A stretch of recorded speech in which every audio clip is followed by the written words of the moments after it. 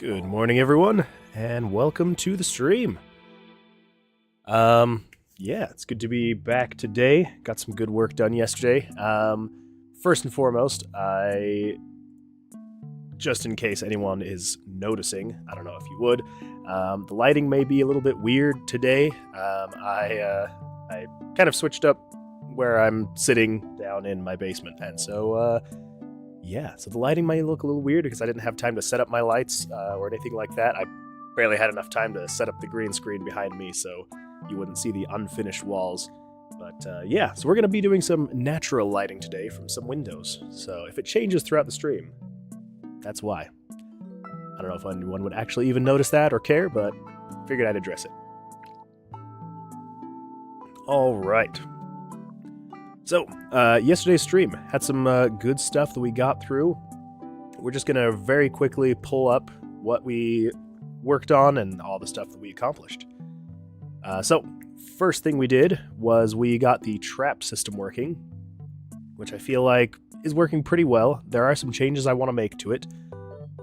Primarily, I was chatting with my wife last night about it. And I was like, oh, well, yeah, you know, you walk into a room, you set the trap, it damages you, or if you make your deck saving throw, you're good to go.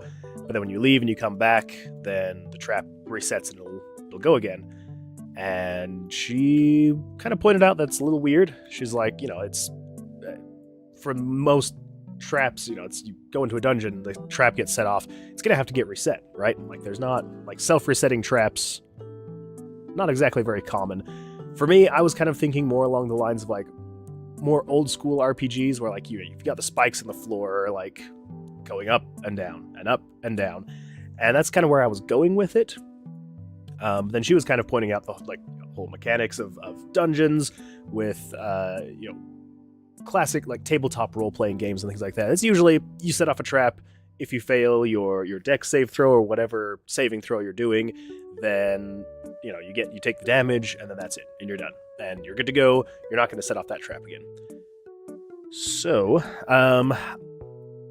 then I started thinking, I was like, okay, so how are we going to make it so that when you come back into the room you just set the trap off in, it won't set off again?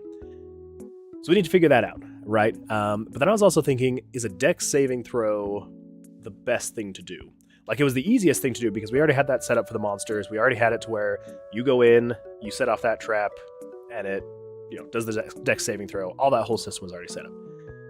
But I was thinking, what if we add like some type of like little mini game, something that's just really quick. You know, I was kind of thinking like one of those like those like sliding puzzle games, right? Where you have to like. It's like a little like 3x3 grid, and you gotta, you know, figure out that little puzzle. I don't know, a memory game, a timing game, just like tiny little mini games that would take you 10 seconds, maybe 15 seconds tops to figure out. But then if you can do it in that allotted amount of time, you disable the trap and you don't take the damage. If you fail, whether it's the amount of time, you just take too long, or you know, whatever the case may be, then you fail and the trap damages you. So that's kind of what I'm thinking is we want to change the trap to be like that. So instead of doing a deck saving throw, we're just going to save that for the monsters. For the deck saving throw, we're going to get rid of that for the traps and do some way to disable them, but have it feel like the player has a bit more control over that, right? So with the deck saving throw, yeah, you have control. You can increase your dexterity stat. You can, you know, grab more dexterity dice if they land. But yeah, so something that's just a little bit more engaging, other than just throwing a dice. Also, I apologize. I am still slightly sick, and my nose is just, it's like super itchy for some reason. Very dry. Terrible, terrible climate here in Utah right now. It's very dry. Not great. Anyway, we'll talk more about my woes later. So, for now. So that's something that I want to do. For now, though, because yesterday, or maybe it was Monday. I think it was Monday. I broke the card drawing system by drawing too many cards. And when I say I drew too many cards, I just mean I've only programmed 6 cards, right? So you can only draw 6 cards when you're fighting a monster. And I just happened to draw a whole bunch of low cards. I think it was like a 2, a 4, a 2, a 2, and a 9 and an ace. Yeah, so terrible, terrible. So we need to add a couple more cards, which I already kind of planned on. I just, I was like, well, I think on average in Blackjack you draw like 4 cards, I think is the average. So I was like, if you do 6, it's going to be fine. But for those random rare chances, then we just want to make sure we're good to go. Because it's possible. It's possible to draw a whole bunch of low cards. So we're going to add a 7th card draw first. And then we're going to get more into the day. So let's come over here. We've got, so that's just the buttons. That's the dice move. Player damage. Card draws. Okay. So if we come down here, we've got card number 6. So let's just copy and paste that. This is going to be... And the reason why, if you're noticing, you've got card draws equals 6, but then the comment is card draw 7. The reason being is because on variable 0, we're taking into account variable 0, it's drawing card 1 and 2. So that's why. That's why it may look a little bit weird.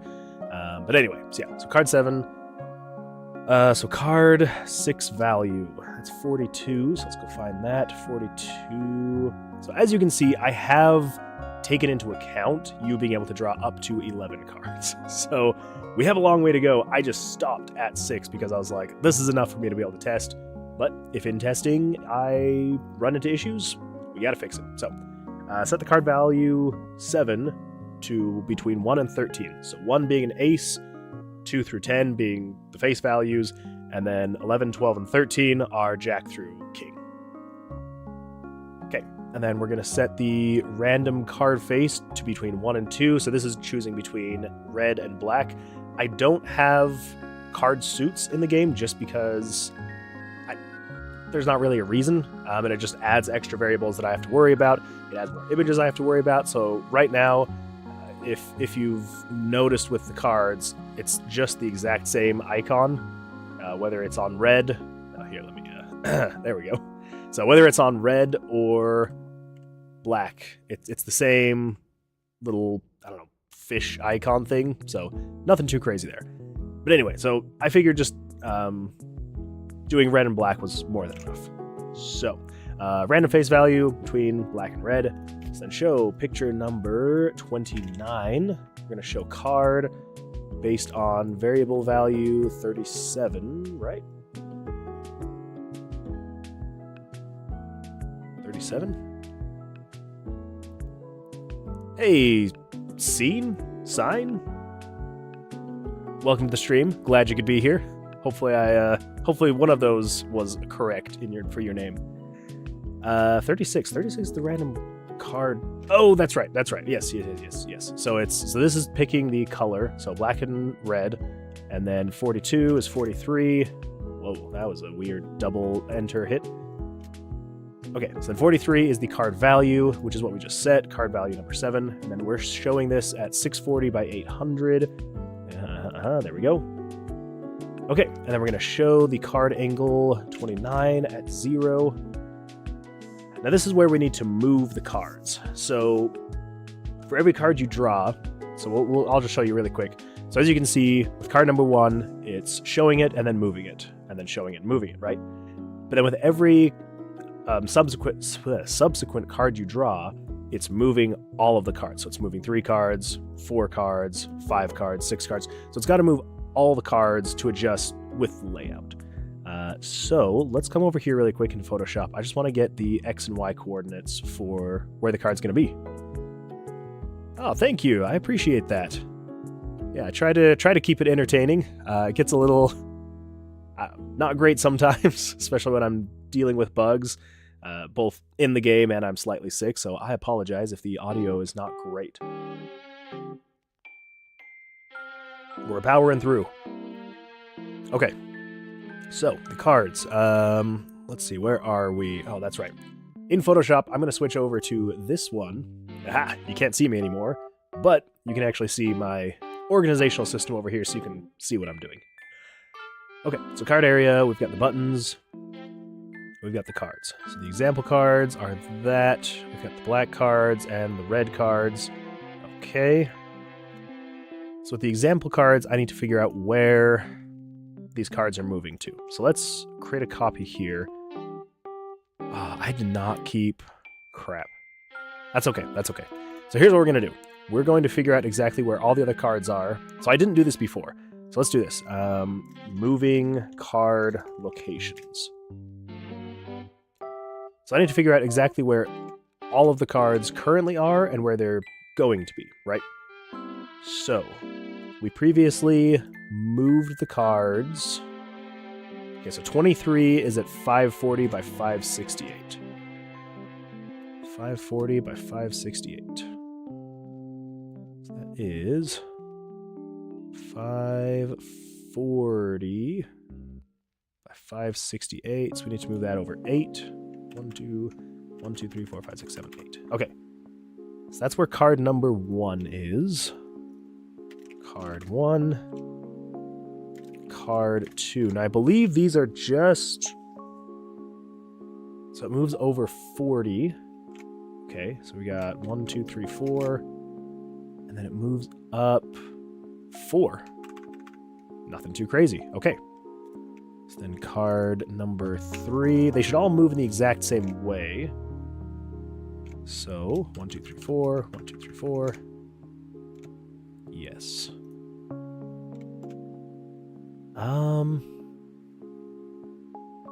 And then I think they're both even, right? Yeah, 560, 560. Okay. So that just means card 4 is 1, 2, 3, 4. And then card 5 is 1, 2, 3, 4, 1, 2, 3, 4.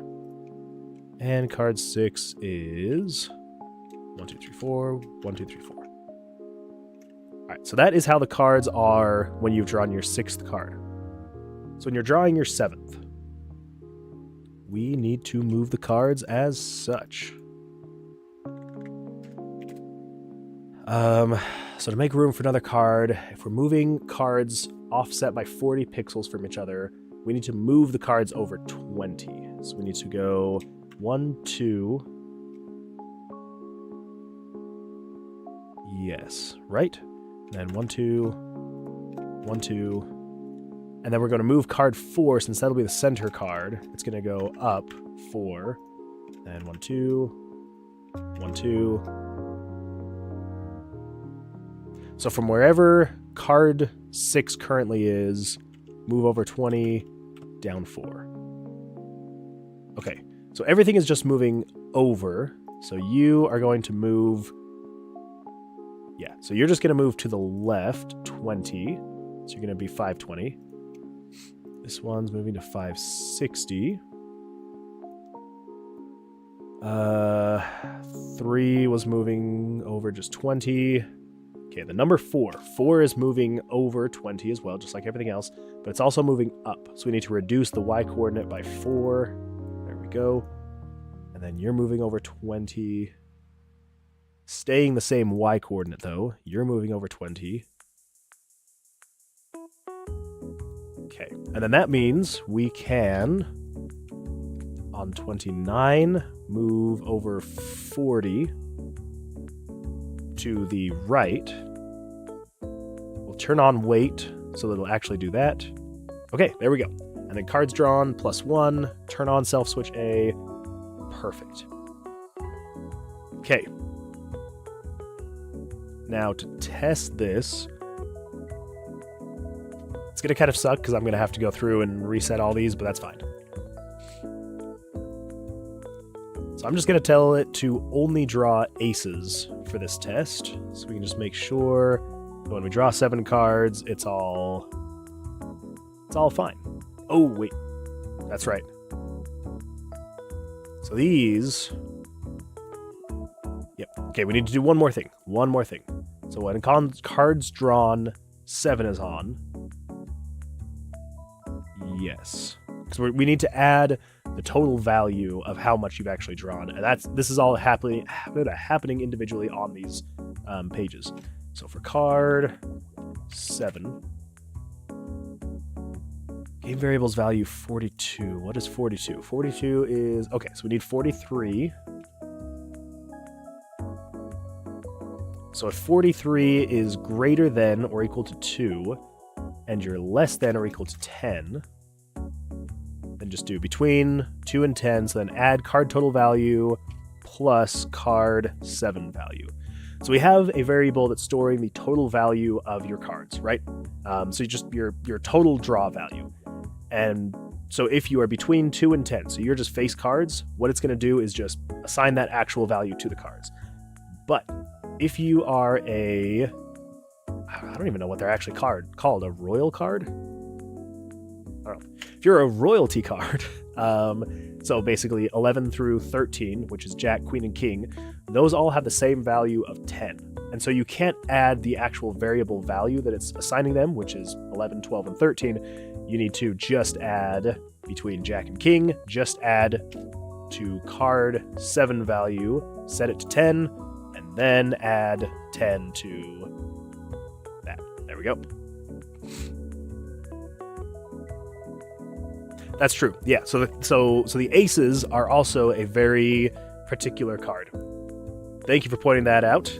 Yes. So with aces in Blackjack, they carry a value of either 1 or 11. I just about tried to show the numerical value for 11 with 10 fingers. That shows how awake I am this morning.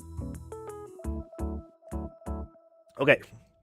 So with the ace, so if the card value 7 is equal to 1, which means you've drawn an ace, it needs to set the card 7 value to 11. So we're just going to default to 11, right? So, because that's the max value it can be. So set it to 11, and then card total value, set that also to 11. And then it turns on B, and then this is where it's going to check and see if you have a soft hand. So in Blackjack, a soft hand, if you have drawn, let's say if your draw value is at 20, right? Obviously with Blackjack, you're not supposed to go over 21. So if your draw hand is at 20 and you draw an ace, it's drawing it and it's setting it to 11, right? We've set the value to 11, but if you've got an 11, you're going to bust. You're going to go over, and that's not what you want. So this part here is now checking if you have a soft hand.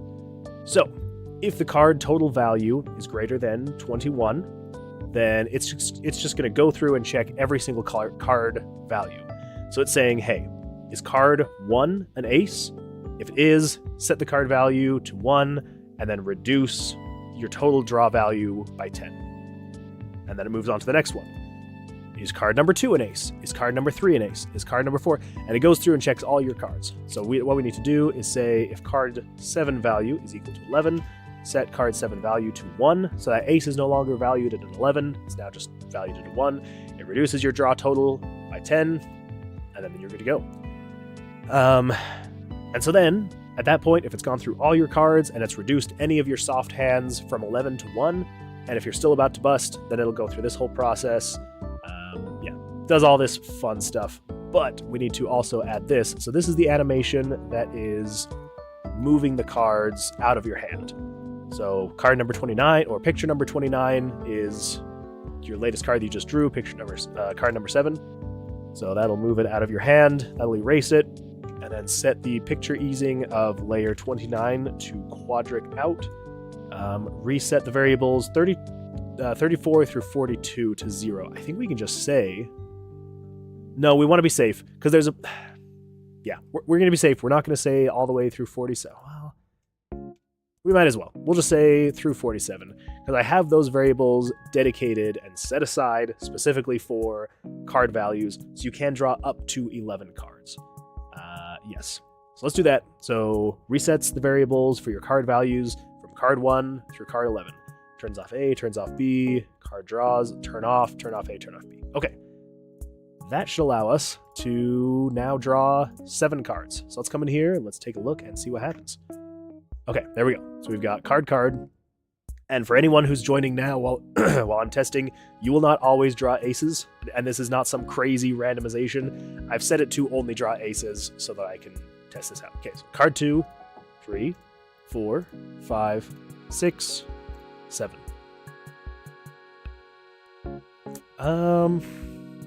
Hold up now. Those are too low. Why are they lower? We need to move cards... What is that? 1, 2, 3, 4, 5, and 6 need to move up. Odd. But okay, so 5 and 6 need to move up on card 7. But let me just check something really quick, because I think also on draw 5, it looked weird. Okay, so yeah, so draw 1 and 2. There we go, there we go. And you've got down, up, down. Down, up, down. Down, up, down, down. Down, up, down, down. Okay. Okay, so we need to move 5 and 6 up 4 pixels each. So, let's come over here, card draw, down here to number 7. 568, 64, 60, 56. Okay, yep. That was my bad. Hold up now. You reduce the Y value to go up. Ooh, there we go. Yeah. Okay, let's save that. Let's check and make sure. We just want to make sure the layout looks right. Okay, so come over here. Let's find a monster. There we go. Okay, 3, 4, 5, 6. Then on 7, we should have just this ace going up 1. There we go. Okay. Perfect. That is exactly what we want to see. This guy's going down. Ooh!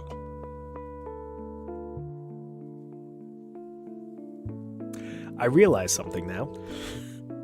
I discovered a problem. All right, let's first go in here, make it so you can draw from all card values. Okay. Okay.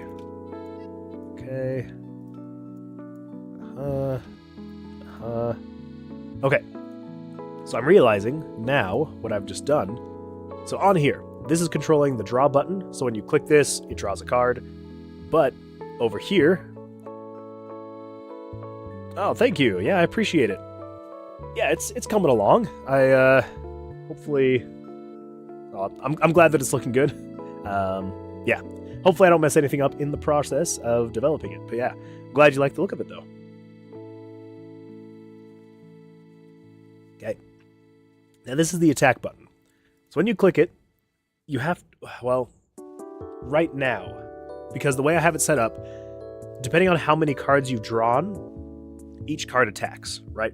So if you're, I'll show you. So as you're drawing cards, well, let's start at the very beginning. So you got your strength stat right here, right? So your strength determines how much attack you do. So down here, you've got your attack. So you will do 1 damage, but you do that amount of damage per card. So if we come over here and we find a monster, so with this monster, with 2 card draws, since I've drawn 17 and his armor class is 12, when I attack, it's going to do 2 damage to him. Bam, bam. And the reason why I've done it like this, instead of having it just be as soon as you hit the armor class, it throws all the cards at them and it does 1 damage or 2 damage or however much your strength and strength modifier are equal to. The reason why I've done this is because on the off chance, you run into a monster and, okay, that's a bad example. But let's say, for example, you draw exactly what this guy's armor class is, right? You draw specifically a 12, and you've drawn 2 6s. I want there to be an encouragement of, yeah, you got the armor class, but if you draw another card and you don't bust, you can do 3 attacks in one go.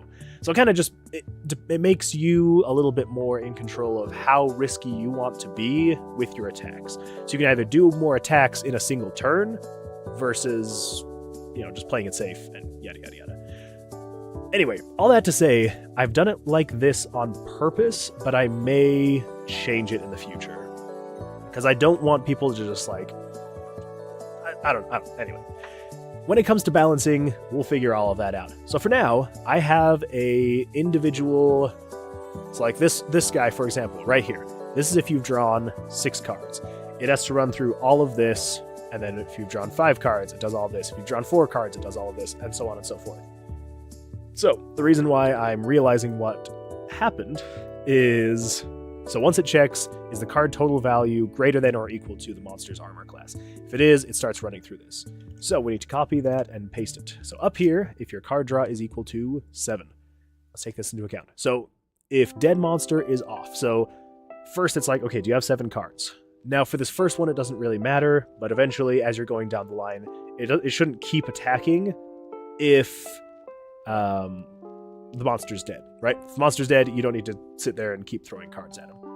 So if dead monster is off, then it's going to do all this stuff. So first of all, we want to do on layer 29, change the picture easing to quadric in, and then move number 29. I believe this is just, let's see, 640 by 492. Let me just make sure. So 640 by 492, 640 by 492, 640. Okay. Yes, that is correct. So this is just moving the card to go up and attack the monster. So this is its initial move up and hit. So then turn on hit monster, set value 67, which I believe is the monster HP. 67 is monster HP. Okay. So, yeah, so set 67 to 67 minus 6, which is your player's attack, plus 54, which is your... No, 6 is your attack modifier, 54 is your attack, times 64. What is 64? 64 is Blackjack. That's right. So you also have to take into account Blackjack. So Blackjack is always equal to 1, unless of course you draw Blackjack, which is drawing 21 on your first hand. So if you draw 21, then you do double damage. Whoa, my speech today is abysmal. I apologize, especially if you're a new viewer. I promise I am not usually stuttering and sounding like this, just a little sick. So yes, so it takes into account all the damage times the Blackjack. So if you have a Blackjack, it's going to multiply by 2. If not, it multiplies by 1. So then we set layer number 29 to quadric out, and then move picture number 28 to 640 by 800. So this is, it moves the card up, hits the monster, and then moves the card down. Cards drawn, -1. If the monster HP is less than or equal to 0, set it to 0, because we don't want it to going into the negatives, and then just turn on dead monster. Now, this is taking into account if dead monster is on, then just do picture number... Oh my gosh. I need to fix my keyboard. My keyboard, so a couple weeks ago, my keyboard started like double pressing buttons for no reason, and it is so annoying. It's like I'll hit enter and it just like double hits enter for no reason. Okay, so layer 29, 640 by 800, and then cards drawn, -1. There we go. Now, oh crap, I literally just went through and... I'm sorry, I apologize. We're going to go through, we're going to set these all back to aces, because I need to test the attack. I mean, the attack is pretty basic, but I just want to make sure I got it right. So, there we go. Let's come over here.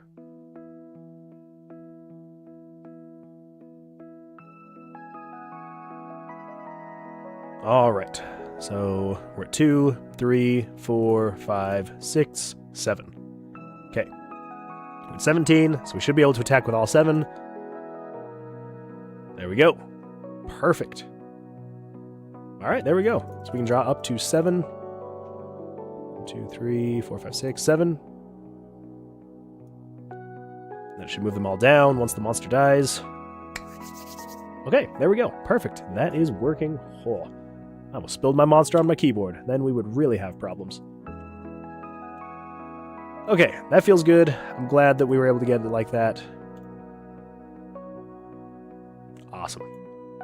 Perfect. Okay, so let's come back in here. Let's set these all back to ace through king. Ace through king.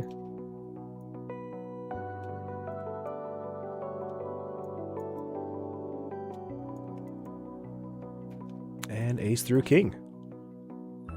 Okay, so that is that. We can now draw up to 7 cards, and they all work. You attack, everything's great, everything's fine. I hope. I guess we'll find out if we run into bugs later. Okay, so we've added a 7th card. Eventually we'll add an 8th card. I'm just gonna add that here. Add 8th card. Draw. Eventually we'll get there. Again, for now, we're probably not gonna do it yet, just because we only did that because we ran into the issue. Okay, so last night I was also thinking about the exit system, right? So with the exit system right now, it randomly will create an exit somewhere here on the top sections, right? So somewhere up there, it will randomly spawn a door, right? And then somewhere within the dungeon here, in this area, it will randomly spawn a switch. You step on the switch that you find, it opens the door, and you can leave.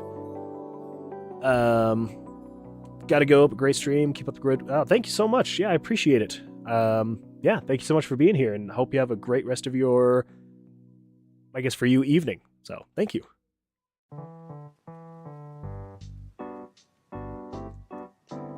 Okay, so that's how it's working right now. That's what we did yesterday.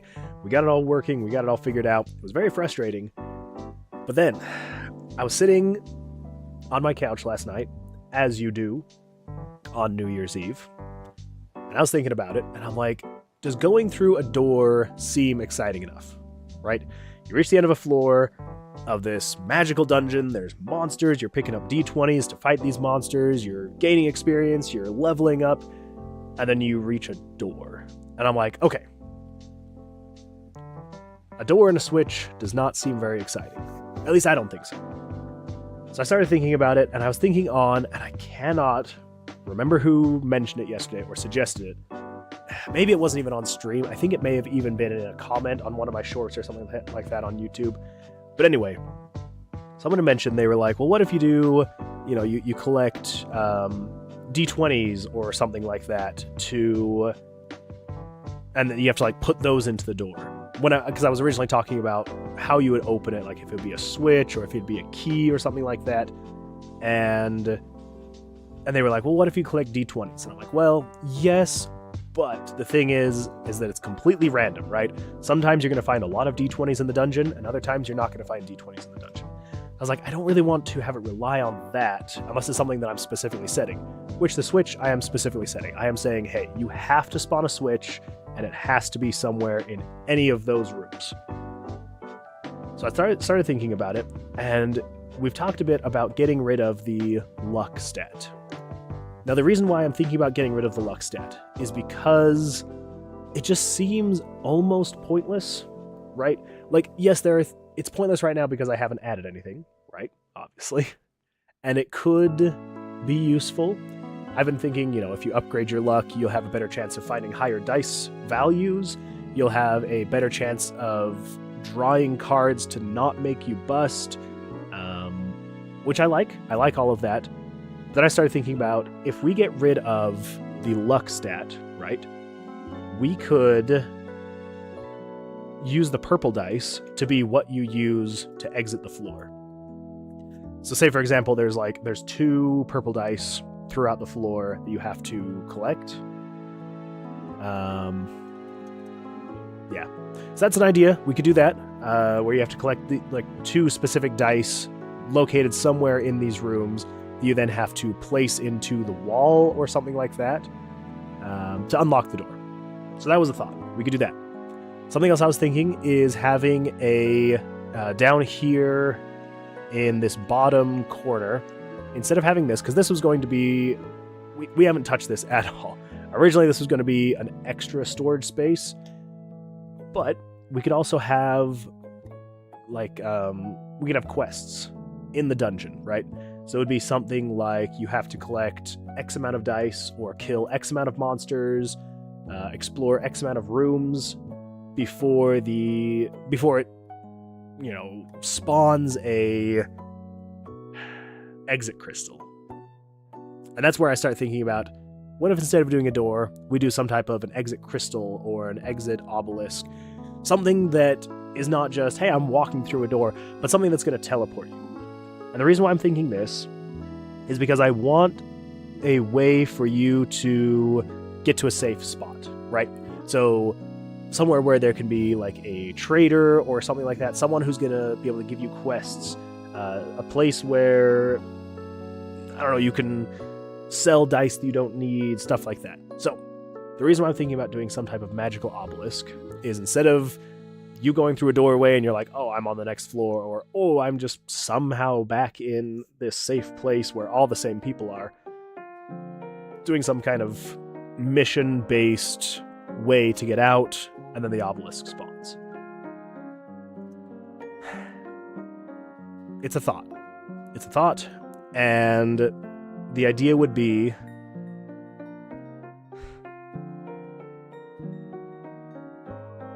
Yeah. So anyway, the idea is you do the quests, the obelisk would spawn anywhere. It could literally spawn anywhere except for your starting location. And so if you find it, remember where it's at, because you then need to go out and do the quests to be able to unlock the obelisk. Or as you're doing the quest, then you get the dice or something like that. So yeah, so that's the thought right now, is getting rid of the current exit system, which I know we just implemented yesterday. But yeah, so at that point it would be delete the current exit system, create teleportation to obelisk. So we would insert like 2 d20s to teleport, or the quests, or something like that. Which actually I'm going to insert d20s, complete. Wow. Okay, there we go. Quests, etc.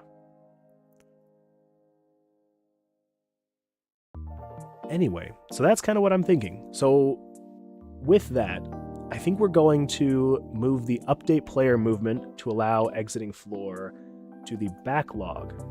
Because just in case we exit, we like get rid of the exit system that we created. If we get rid of that, then we won't need that anymore. We can throw it in a canceled. Kind of like the whole spawning key randomly in the dungeon. Pretty much canceled because we're going to go with something else. So that's what we've got. Alright, so with that, let's create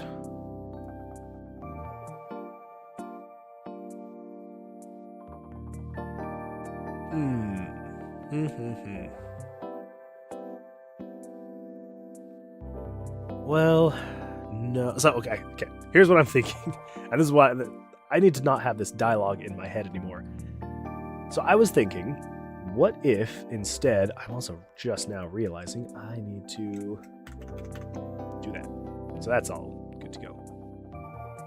Okay. Wait a minute. Okay, so the dialogue I'm having in my head. Here's what I'm thinking. At first I was like, okay, yes, obelisk. We would spawn some kind of obelisk here in the center of the room, whatever. And then you insert the 2 d20s, maybe stacked or something like that, and then you can teleport out. That's great.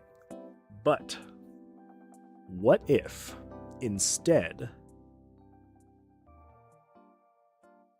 I was then thinking, well, what if we do instead of doing the door, we have some type of portal that you then insert the d20s in the walls, and then when they're in the walls, there you go.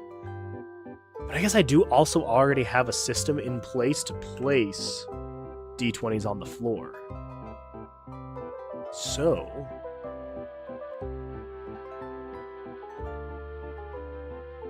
what if, and I'm just thinking out loud here, what if we do something where there is a portal? Hey, Tossin, welcome back. So what if instead, because I kind of like the idea. So the reason why we went with a door at first was because I figured the exit would always be up at the top, right? It would always be somewhere up here. But it kind of makes it a little bit too easy to find the exit if it's always at the top. So then the difficulty kind of came into, well, you're finding a key for the exit, and then it turned into, you're finding a switch for the exit. But if we were to do something, so instead of doing a teleportation doorway, right? If we were to do something like an obelisk in the floor, some type of teleportation circle thing or whatever,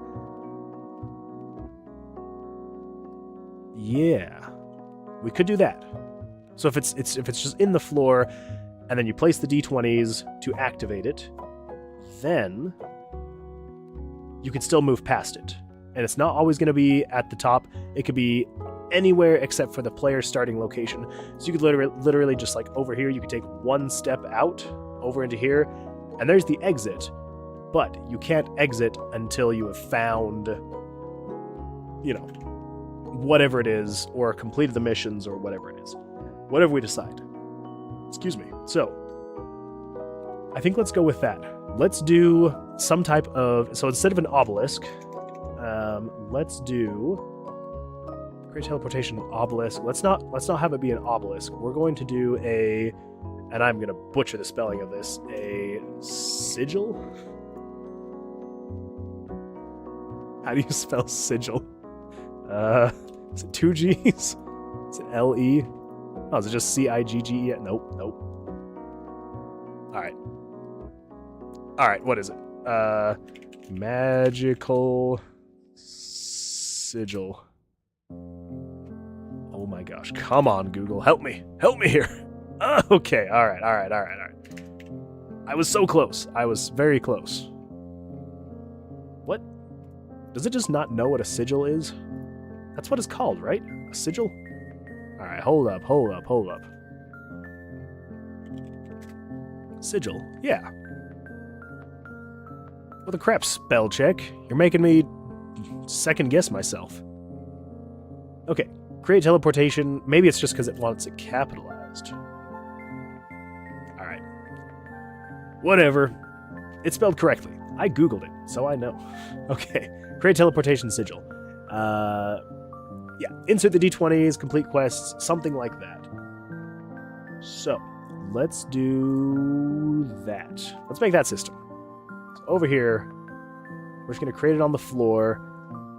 I'm thinking we do circular, but that might be a little bit difficult with perspective shifts, but I think we should be fine. So let's come over here. Let's pull up a, I don't know, empty room just for good measure. Okay, and then we fill in with that. Okay, there we go. And then let's resize this down to 25%. Okay. So, sigil. How are we going to do this? Let's pull up our color palette. I was using orange before. I'm thinking we just make it dark, and then it'll illuminate once the sigil is activated. I think that'll be good. Oh, this is a funky song. I like it. Okay, so let's do 1, 2, 3. Okay, so the width, so the height is 20, width is 48. I feel like that should be fine. Yeah, it should be all right. Maybe wider? So where... Because I know that there is... So if we go to dice... what's that thing called? Field of view... It's all the intro stuff. I need to clean up these pictures so badly. I have so much crap in here from previous... There we go. Room empty. Room items empty. Okay, let's come over here. Let's resize that to 25%. Okay, so the empty ones spawn right here. So that's where they are. So if we wanted to have... If we're going to be inserting the dice, we would need to have it be wider. So...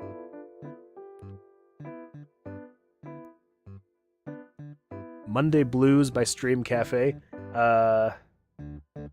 Your guess is as good as mine. So I had some issues, some copyright issues with the lo-fi I was playing yesterday. So I just kind of looked up free lo-fi, and it was like an hour long. So hopefully we're not going to have any copyright issues with this stream. But yeah, I love this kind of stuff. It's very relaxing, very chill.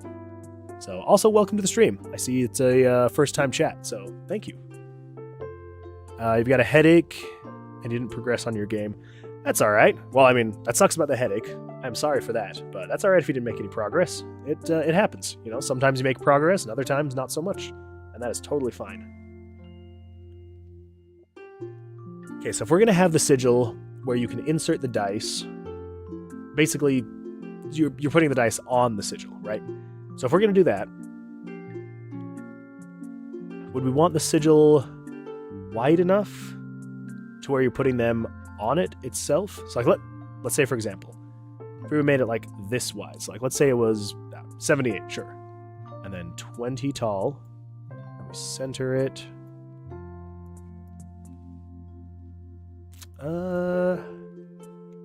Maybe. I don't think we need like a giant sigil. Maybe we do. Alright, so what if we do 22 tall, 86 wide? We center that, fill it in. Yeah. What am I making? I'm making a old school RPG.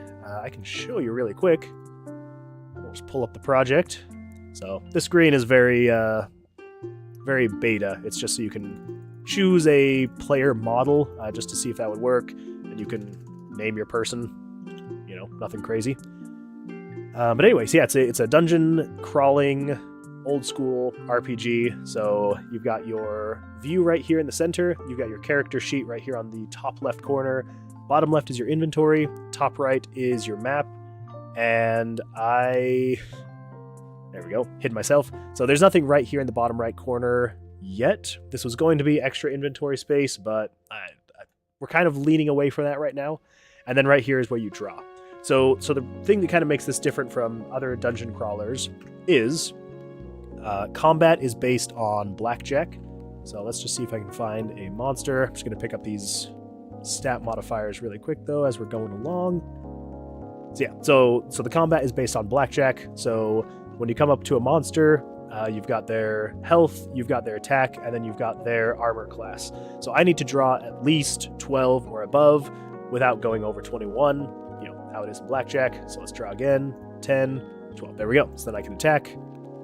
Bam, bam, bam, he's gone. So yeah, so that's the general sense of the game, and then we're just, you know, still building out systems, building out new features, things like that every day. Yeah, so you know, got the concept, got a couple things in here, but still a ton of work to do. But yeah, so that's where I'm trying to keep it a little bit more original feeling. Hopefully, is with the combat. You know, it's not just stat based. It's a lot more, I don't know, luck of the draw, but also, you know, you're playing Blackjack while you're going through the dungeon. So yeah, so that's what we're working on. Hopefully it's enjoyable. Yeah, so this is made in RPG Maker. Lots of JavaScript, lots of just making the engine do what it shouldn't do. You know, I get that response a lot where they're like, why are you using RPG Maker, and how are you using RPG Maker for this? Yeah, just lots of different JavaScript and all that fun stuff. Anyway, so yeah, so that's that. Hopefully that's something to keep you around or keep you interested. But anyway, yeah, so still a lot of progress we've got to make and a long way to go. So, okay, let's see. No way, this is too clean. I appreciate it. Thank you so much. Yeah, it's a lot of work. I will say that. A lot of eventing, a lot of scripting to make sure that things are working correctly. But it's a good time. I enjoy it.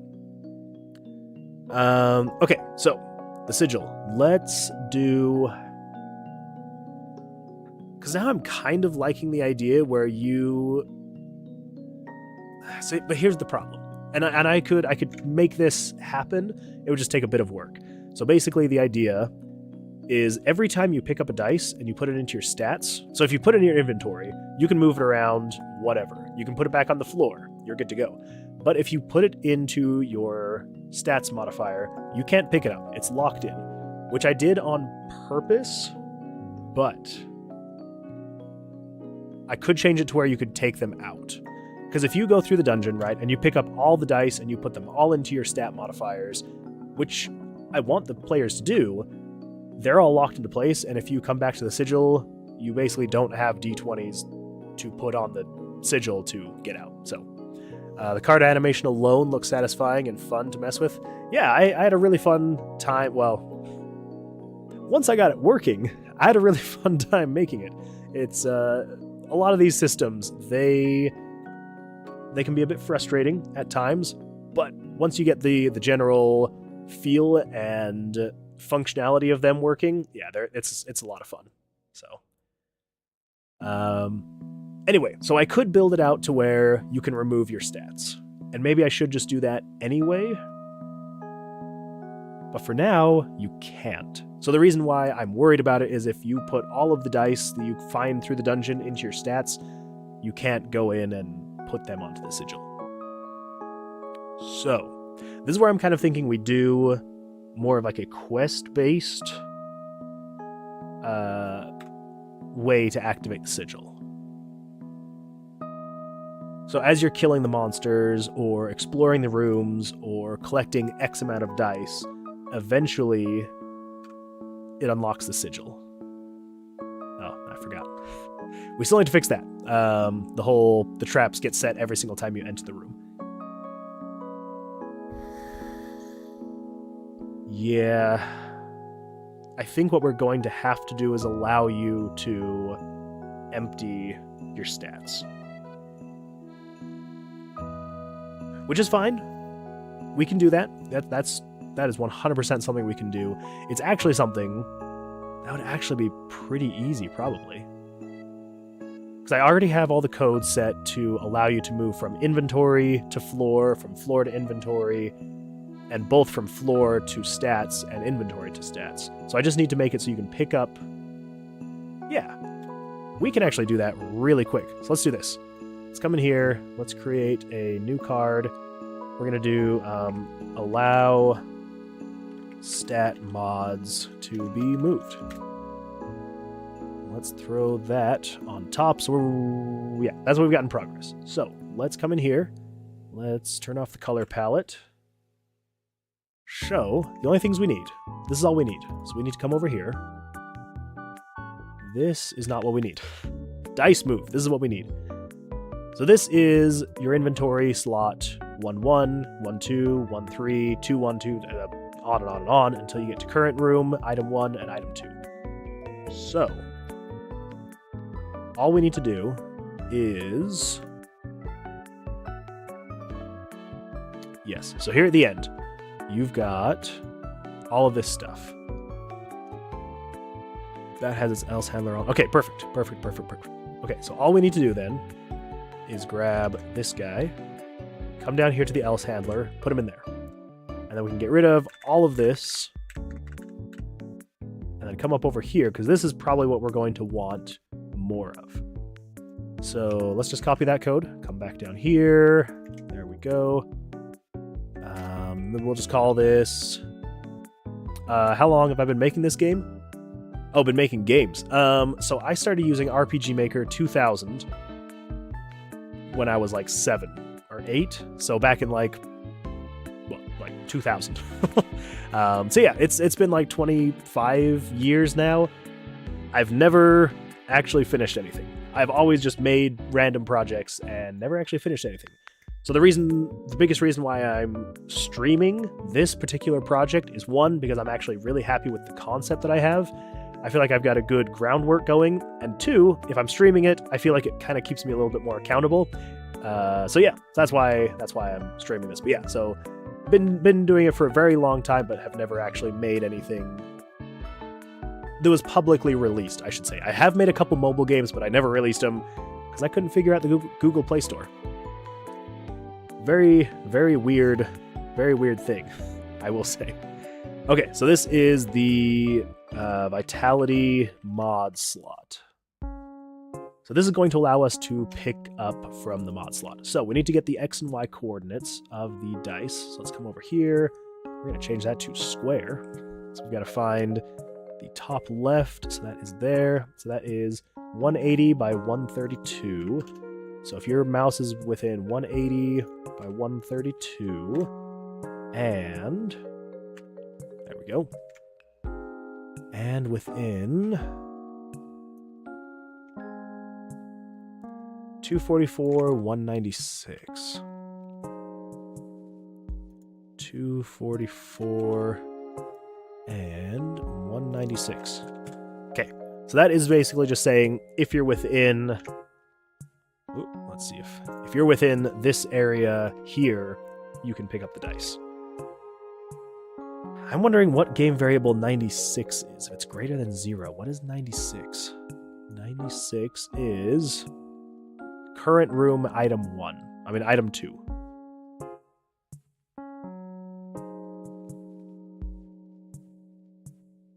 Why does that matter?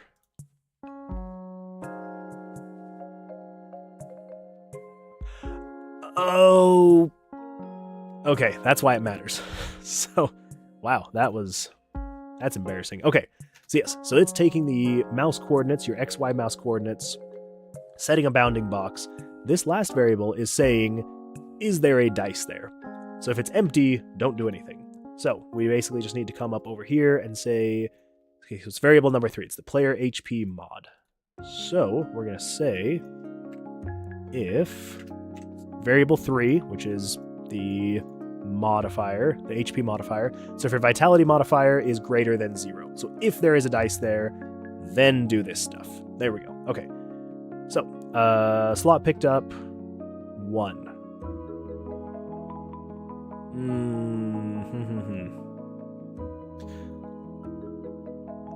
What's going to be the best way to do that? So the reason why I'm thinking about this, so this whole event here, so this page number 1, takes into account you picking up the dice from anywhere. This is your inventory, the room, and then the stats, the mod slots. And then this one number here, this page number 2 here, is simply just moving the dice that you've picked up around the screen. And then when you release it, it turns on the switch released, and it comes to page number 3, which is determining where it goes and what happens when it gets there. So say, for example, this is if you are hovering over bag slot 1-1. So this is the top left corner of the inventory. So if you're hovering over that, it does all of that stuff. If you're hovering over number 2, number 3, number 4, and so on and so forth.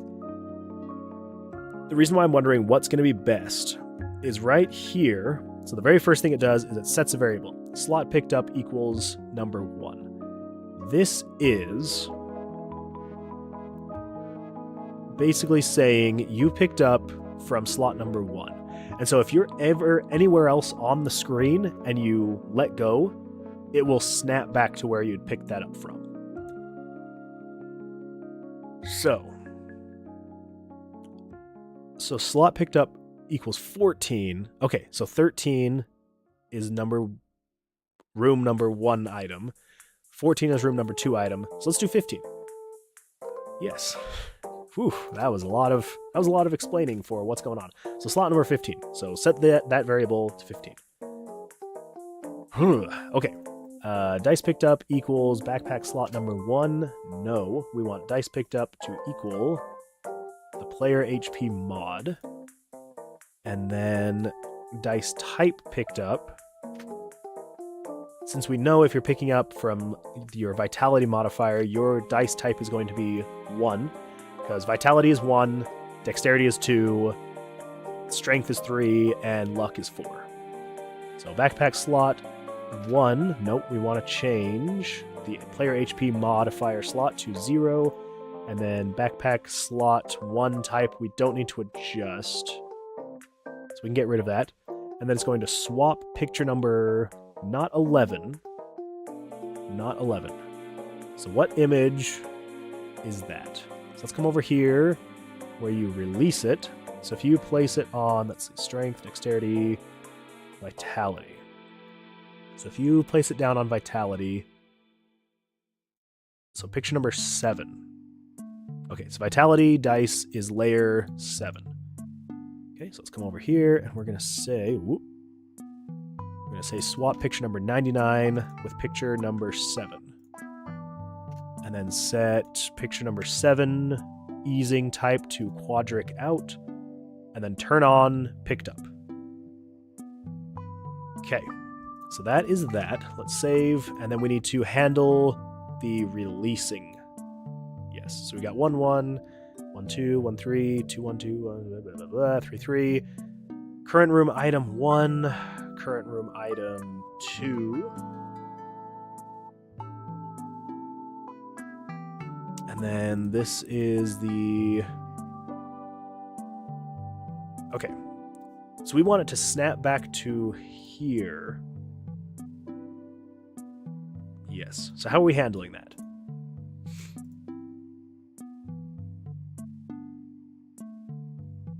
Label backpack slot 1-1. Okay. Yes. So then down here, we have if you're equal to... Wait, what? 9, 10, 11, 12. Oh, okay, so then 13, 14. So over here, you're setting it to 13, 14. You're okay, yeah. I had it right. I just got confused for a second.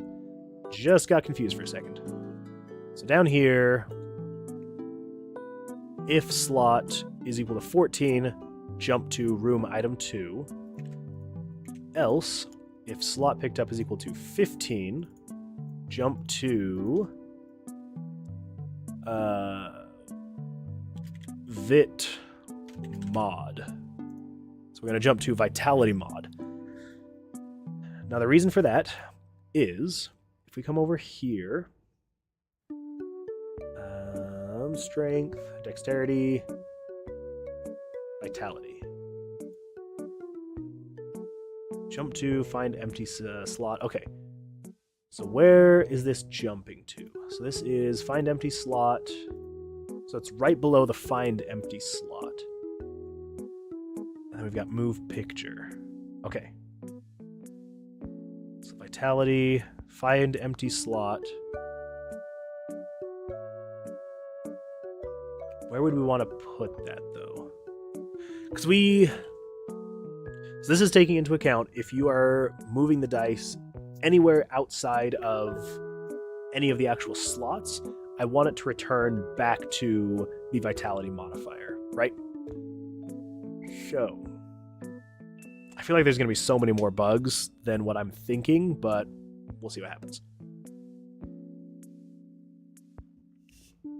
Okay. So how is this going again? So it finds an empty slot.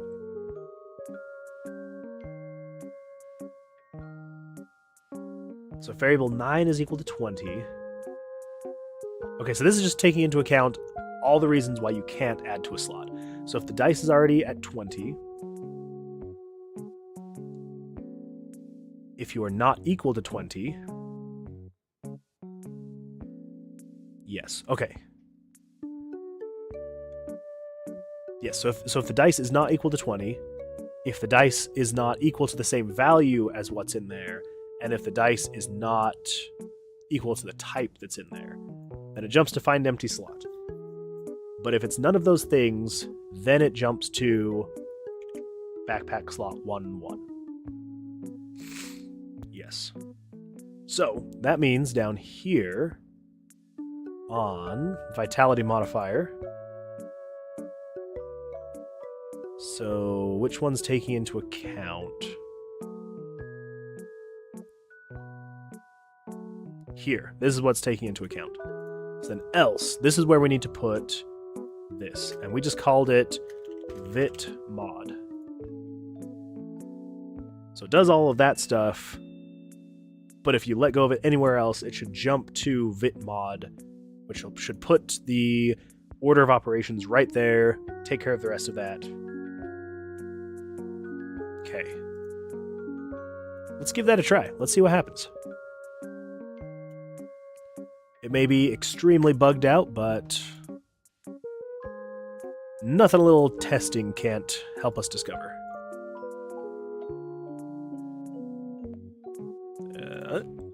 Okay, there we go. Okay, I just want to make sure I didn't break anything else with that, right? Okay. I can still... Okay, so this is where it could break. Let's see. So I can place that there, I can place that there, I can move it around, yada, yada, yada.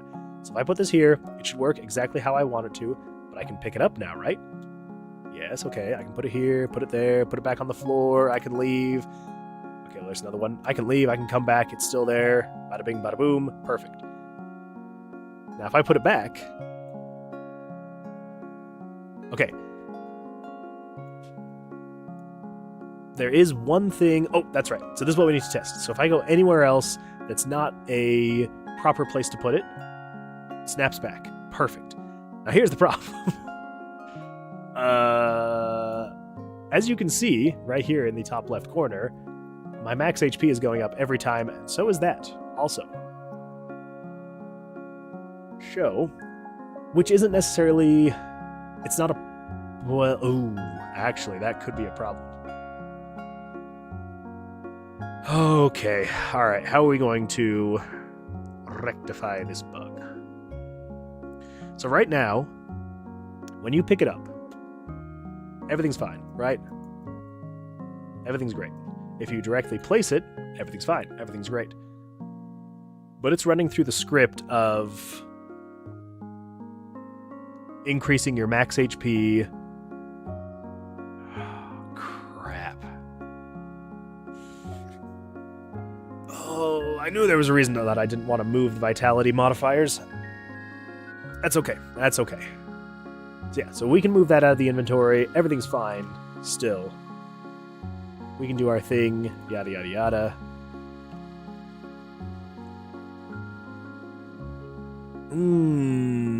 Okay, well that technically that is correct.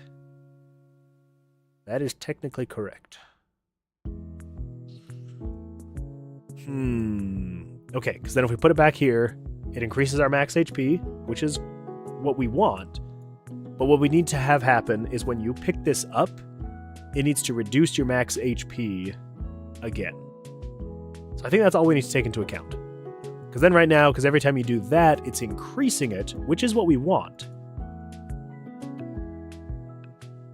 That's what I thought.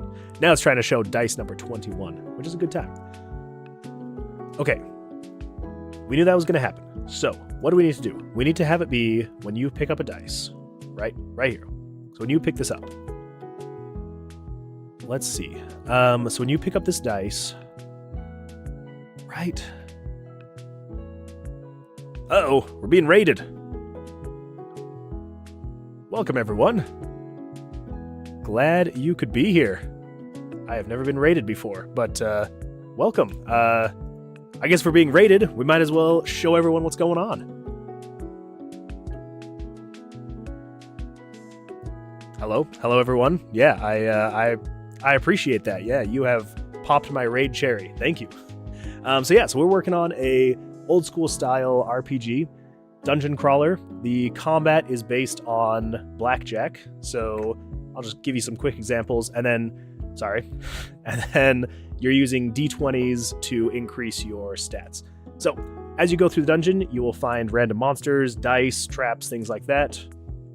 Empty rooms sometimes, and you'll increase your stats either by leveling up or putting in dice modifiers. So you've got vitality, increases your max HP, you've got strength, increases your attack, and your luck doesn't do anything right now. We may get rid of it completely. But anyways, yeah, so the combat is based on Blackjack. So for anyone that's not familiar with Blackjack, the point of the game is to draw as close to 21 as possible without going over.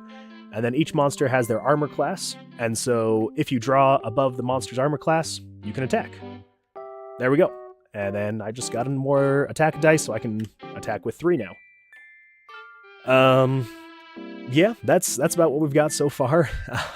Still working on a bunch of the systems, but yeah, so you go through the dungeon, collect dice, level yourself up, and yeah, so going for that super old school vibe, very simple pixel art, nothing too crazy. Oh, I'm glad that I had an ace so that I didn't bust there. That was close. But yeah, that is the essence of the game. Nothing too crazy right now. Again, still trying to get a bunch of the systems working. Right now, what we were working on before everyone showed up, dungeon gambling with dice. Yes and no.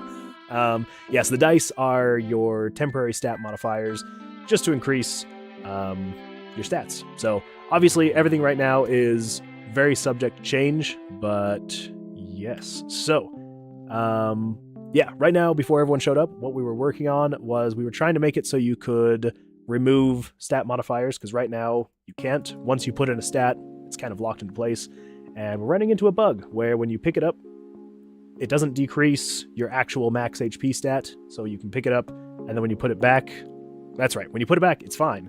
But when you don't put it back in the correct slot, it increases your stat modifier by 1 every time. So, fun times there. But anyway, so yeah, so that's what we're working on. So if you want to stick around, I would really appreciate it. But if not, I completely understand. Yeah, so thank you so much for the raid. I am very new to streaming. This is only week 2 for me, so I guess it was maybe. So thank you so much. I appreciate it. Maybe. Okay, so it's just maybe. I wasn't sure if the H was silent or not. So thank you so much, maybe. I appreciate it. But yeah, so we're going to be working on that bug, trying to figure out what's going on there and why. Well, we know what's going on. I just need to fix the problem. So the problem is, every time you try to remove the Vitality mod from the slot, it is not decreasing your max HP. So we need to do that. We need to make sure that when it decreases your max HP, that it doesn't... So I don't want people to somehow use this to increase their current HP and... Anyway, yeah, so let's do that. So first things first, we need to decrease the max HP, which we have a script for that already. I just need to find it. Let's see, where would that be? I guess I have it here already on the placing dice, on the move dice. There we go. So when you place it in your Vitality modifier. Yeah, so I am making this in RPG Maker. It is not exactly the best engine for something like this, but it's what I know. So, you know, it's what I use. But yeah, it's I like pushing the limits of the engine to as far as they possibly can be, I suppose. So a lot of JavaScript just to make some things function, because a lot of this stuff doesn't really work out of the box with RPG Maker. So lots of plugins, lots of scripting, all that fun stuff. Okay, so this JavaScript here increases and heals the player, which is what we want. So let's just copy that. Let's come back over here. So we want to, when you pick it up, run this script first, but we don't want to heal the player. So this is decreasing player HP. Okay, so let's see. Decreasing player HP. Set value of 51. I believe 51 is the player's HP. So let's see. Yes, player max HP. Okay. So we're setting 51. Wait, 51 or 52? Player's vitality. Okay, yes, that's correct. So we got player HP, player max HP, and player's vitality.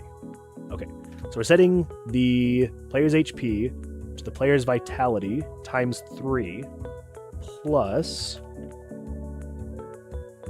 3, which is the modifier.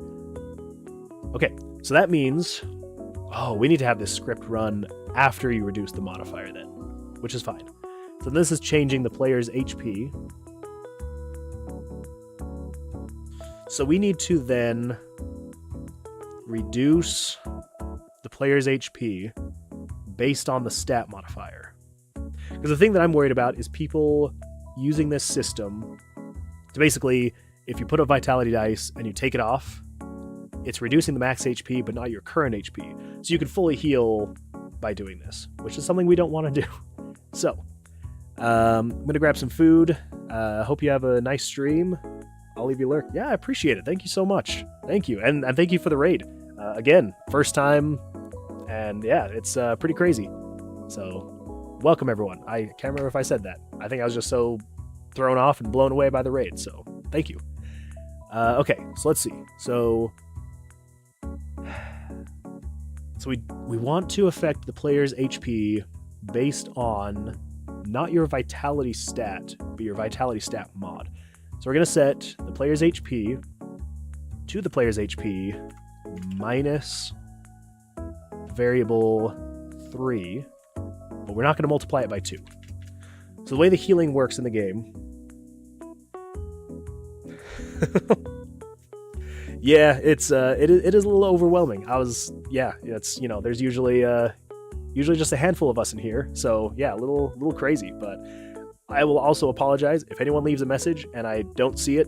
I promise I will get to it. I am just, again, very new to streaming. It's week 2, and sometimes I have a hard time. I forget that I'm in front of a camera talking to people, and I'll just completely forget, and I'll just get locked into the code, so that's true. And my IQ points are already very low. as you'll probably see as you watch the stream. But yeah. So anyway, so if you do leave a chat, I promise I will answer it. I just can sometimes get a little bit drawn into the code. Okay, so we're changing the player's HP, which is variable 50. So set variable 50 to 50, minus 3, which is your stat modifier. And that's all we want to do. Okay. And then if player's HP is greater than player's max HP, then set it to max HP. Okay, yes. This is just... Yep, mine too. Yeah, so then this if statement is just saying if the player's HP is greater than the max HP, which it should never be, but if it ever does, then just set the player's HP to the max HP. Okay, but again, like I was saying, if we're going to be reducing the player's max HP by... Wait, no, this is correct. This is correct, because it's reducing the max HP based on your current vitality modifier. So we want to do that before the vitality modifier goes to 0. Okay. So let's test that. Let's see what happens.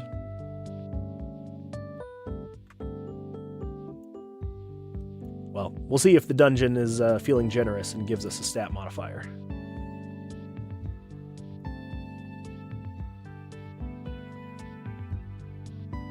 Well, look at that. The gods are smiling upon us. Okay, so I should be able to put that in there. It should increase my max HP to 4. There we go. And then if I take it out, it should reduce it to 3.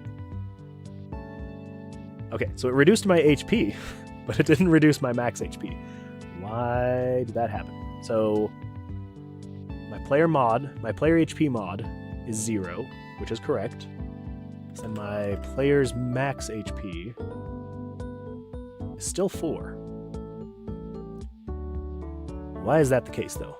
Let's come in here.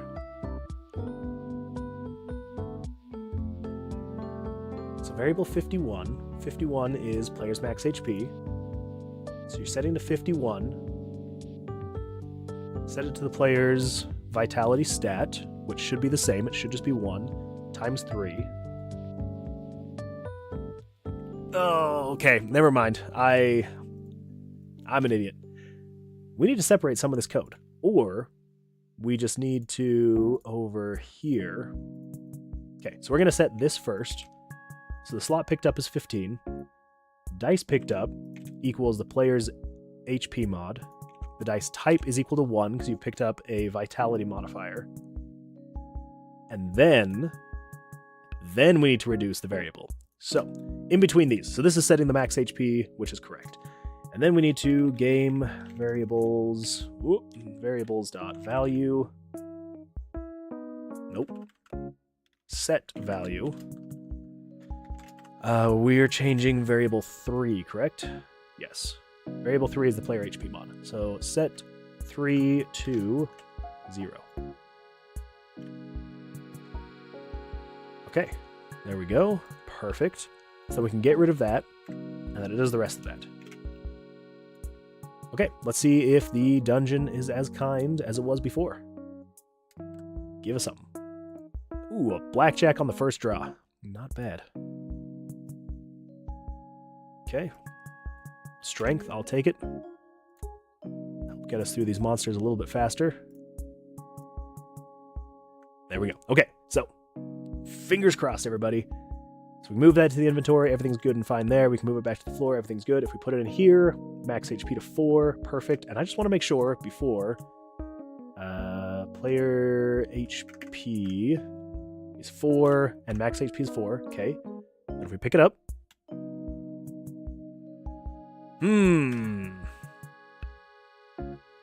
did I do this wrong? I think I'm doing this wrong again. So it shouldn't be 4, and if I place it here, it's still 4 though. Okay, so it's still doing weird things. What is happening?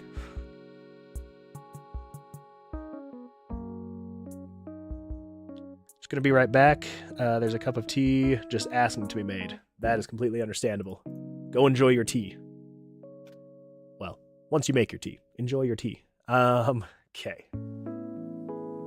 Okay, so set the value. Man, okay, this bug, let me tell you. So set value of 51, which is player's max HP, to variable 52, which is your vitality times 3. So you're saying if vitality is 1 times 3 is 3, so set the max HP to 3. Plus...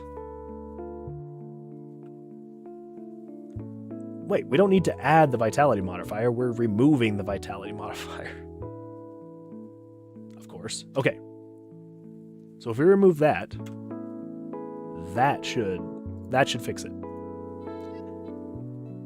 Here I am still trying to increase my HP before I've reduced... Anyway, okay. Alright, we've got a trap, and I barely passed my dexterity check. Whew. Okay.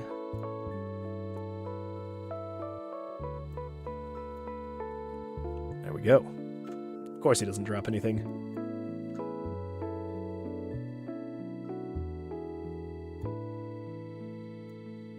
Nope. Okay.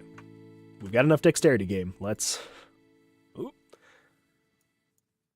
Oh my gosh. Okay, good. Phew. I was going to die on the check. Well, the test. I thought I clicked attack, not draw. I apologize for that. Let's try this again. Let's see if we can find a vitality mod. Okay, so put it in, goes up to 4. When I pick it up, goes down to 3. Perfect. Now, the next thing, which was the bug we were having, well, I mean, this was a bug, right? Pick it up, put it down, pick it up, put it down. 3, 4, 3, 4. Perfect. Now, here's what I need to check. Okay, that's what I was worried about.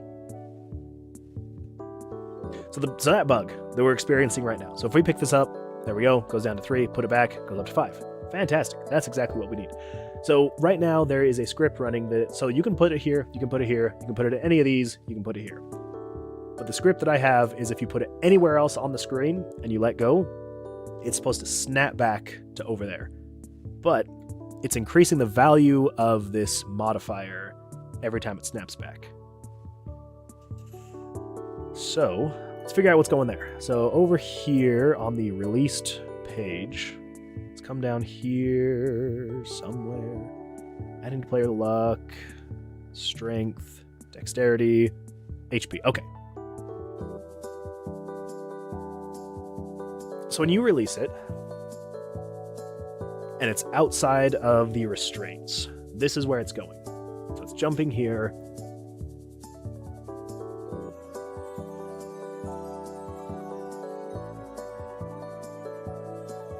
So dice picked up, +1.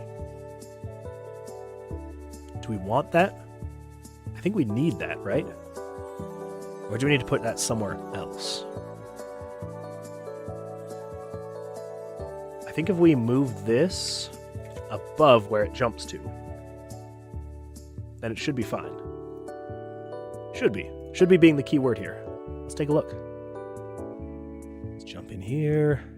Everyone cross your fingers for a vitality modifier early on.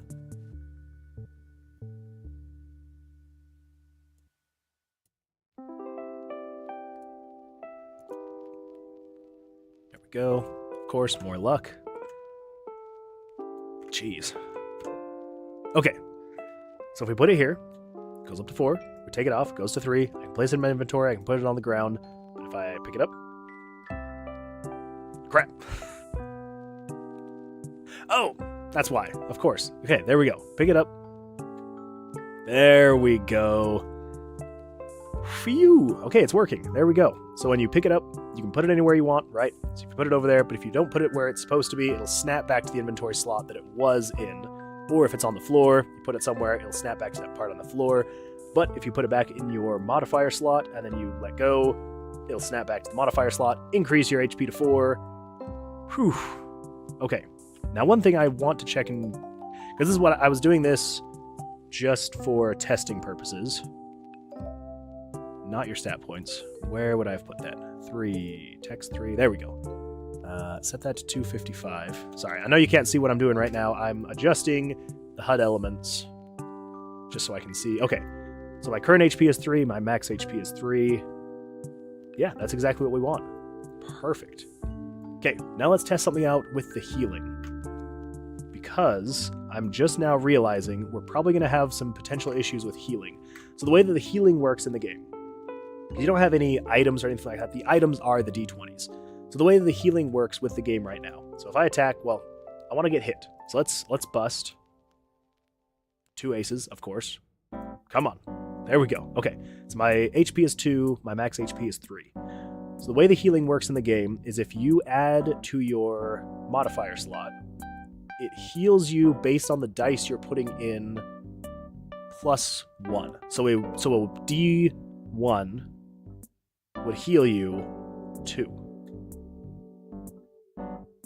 But the reason why that's an issue is you can then pick that up and put it back over here and you're healed back up again.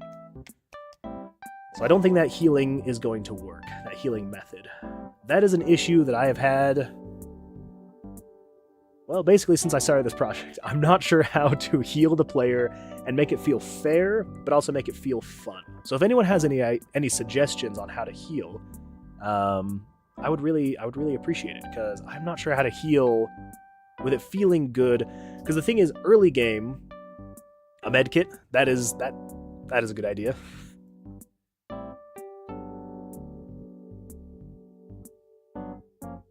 No. Sorry, I know your comment was a joke, but then I started taking it seriously. I was like, but what if? No. So it's fair. Oh, an exploding med kit, even more fair. So I'm trying to make it feel good early game, and then also late game, right? So I feel like late game might be a little bit weirder though, because if you're putting in a D20, like a full maxed out vitality mod, you're gonna get healed 40. So maybe you just get healed based on what you're putting in. Maybe. Let's just do that. Looks pretty interesting. I appreciate it. Yeah, that's what I'm going for. Trying to keep it. I've been so lucky with those soft hands. So yesterday I made an auto draw, right? Because in Blackjack, you're gonna auto draw. If you're playing, you're automatically gonna get 2 cards. Okay, that works.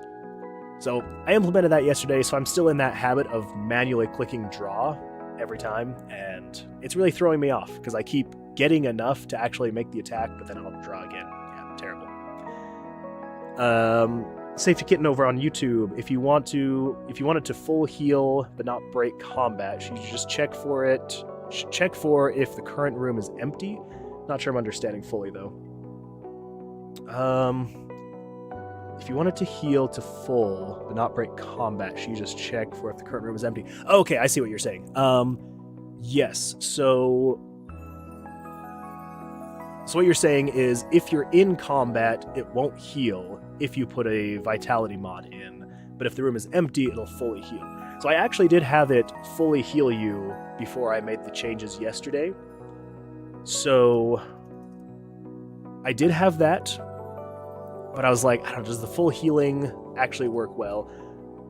But I guess what we could do is if you're in combat and you add to your dexterity modifier, it will increase your max HP and it will adjust your current HP in accordance to what it's adding to your max HP, but it won't actually heal you unless you're out of combat. Hey, I really like that idea, Safety Kitten. That is fantastic. Randomized healing potions. You can heal up to like 5 health, but it's a dice roll or a short rest. I could do a short rest mechanic. I'm kind of thinking, so in between each floor, so as you explore, I'll just come over here to Photoshop so you can see. So over here, you've got your floors, right? And each floor will have up to 60 rooms. So there can be 60 rooms that you can enter. They're going to have all the different stuff. And so the idea is at the end of each floor, you'll kind of have like a short rest type thing. So originally I was thinking when you gained enough experience, that's when you would level up, but I feel like it feels better to level up as you gain the experience. So I kind of stuck with that. But having a short rest after each floor, I think could be good. Yeah, I think that could be good.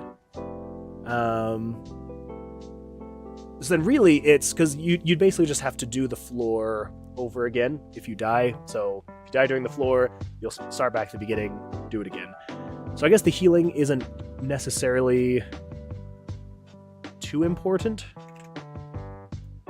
But Safety Kitten, I think that idea, that might have been something that I was just completely missing. Because again, like I said, I did have the healing work where it would fully heal you when you put the dice in, but I was like, that just feels so cheap. You know, if you're moving on, you know, like say for example in my Photoshop document, if your vitality is 99, which would put your HP at whatever that would be, in the hundreds, and then if you put in a vitality modifier of 1 and it heals you fully, it does kind of feel a little bit cheesy. But I like that idea where if you're in combat, it will add to your max HP and your HP, but it's not going to heal you. But if you're out of combat, then it heals you. I do like that. Either that or each vitality dice has a one-time use full heal inside of it, like a bonus when you discover it. Yes. I don't know how. Whoa, I'm getting super blown out. Yeah, that sun's coming out. My lighting is not good today because I kind of moved areas down in my basement where I had my desk set up, and now I've got a freaking window right here, which is great because I can actually see outside. But yeah, it makes it a little bit bright. So just really quickly gonna come in here and filters. Just gonna adjust this really quick. Brightness? Nope.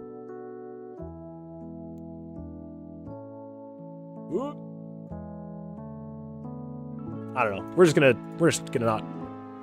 I'm not gonna care. You're just gonna have a very bright face right there where the sun is peeking out over my monitor. Okay. So the reason why I'm not sure how I would do that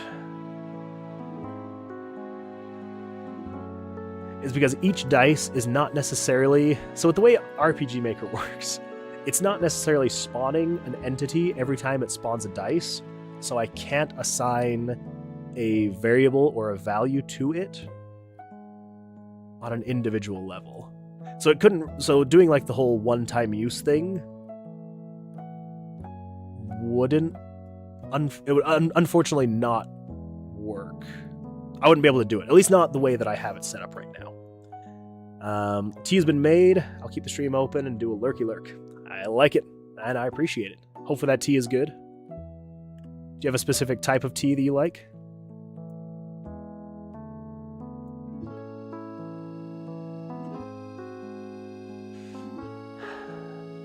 Something else I was thinking, though, is have it be consumable.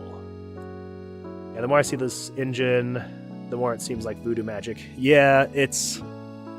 Like I've said, this is definitely not what this engine is made for. I'm definitely pushing its limits, so I kind of have to...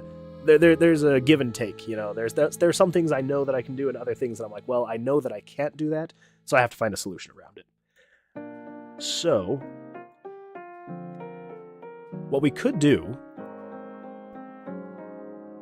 and this is just me thinking out loud here, so if we don't go with the idea of... Yeah, if we don't go with the idea of using vitality modifiers in the other aspects, like such as the dexterity and strength modifiers, if they become a consumable, when you add them to your vitality stat, it's not necessarily adding anything, it's just healing you. We could do that. I think for now, just to keep it simple, what we're going to do is... Yeah, what we're going to do is we're just going to come over here with the healing, which is over here. So if you put down on vitality, strength, dexterity, vitality. So this is the script that is increasing the player's HP and healing them. So it's currently setting it based on your vitality stat times 3 plus... Okay, and then it's healing. So this is the healing part. So that's increasing. This is healing. So the healing, we're going to say... let's check this really quick, actually. Let's check this. So I do have a variable that's storing the current room's monster. So say, for example, if we come in here, come down to... Okay, so current room layout, current room monster, item. So the current room monster is -1 because there's no monster in here. So if you come over here, there is monster 3. So it's pulling the stats of monster 3 from my bestiary. I know I googled this once. Holy smokes, that's really coming through. Of course, of all the days, it's been cloudy here for like weeks, and now the day that I move my office and have no window coverings. Okay, so I just want to check and see, when does it change that variable? I think right after I kill this monster, it will reduce that variable to 0. But let's see. Monster's dead. Come back over here. Current room monster equals -1. Okay, so we could actually do that. We could make it so that if you are in combat and you use your vitality dice, it doesn't really heal you. It's just increasing your max HP and bringing your HP along with it. Yes. I can't read. My screen. That trigger. Welcome. Glad you're lurking. I appreciate it. Yeah, I'm kind of thinking I might need to hang up something, because the clouds are clearing in the sky, and it might just make it even more difficult to see. Okay. So, anyway, what was I saying? Yes, we can do that if you're in combat. Yes. Okay. Hey, welcome back, Scene. You came from maybe stream. I was left lurking there. Oh, yeah. Yeah, well, yeah, you came over in the giant raid. My very first raid, actually. So, welcome. Glad you could be here. Oh, my... Oh, that sun is so bright. Okay, so... What we're gonna do... On the vitality... Vitality. On the vitality. So we need another if statement in here. Which is fine. We've already got one. So let's make another one. So if game variables dot value, what was the monster though? So if current room monster, where is it? Current room monster, so 94. So if 94. If variable 94 is... So anything in the negatives, it will be an empty room. Yes, so if you are less than or equal to 0,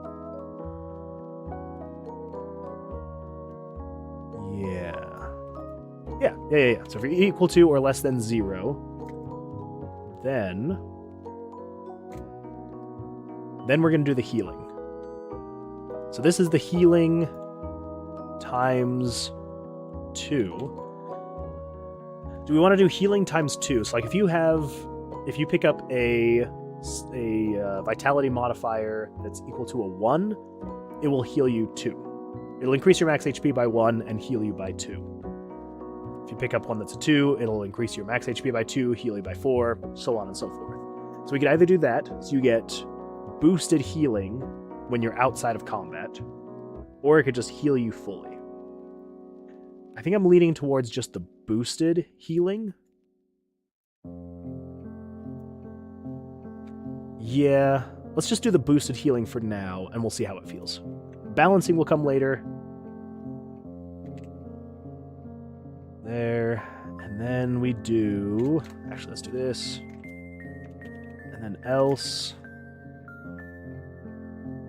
I think I'm doing that right? JavaScript and I. while I love it, we do not get along.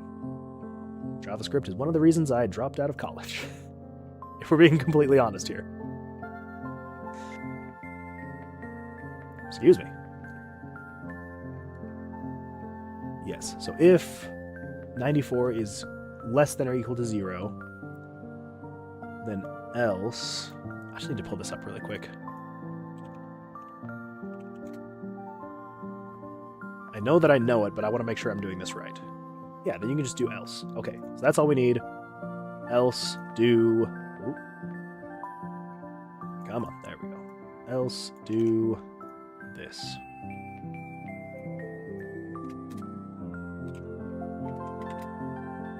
Okay, so that should be right.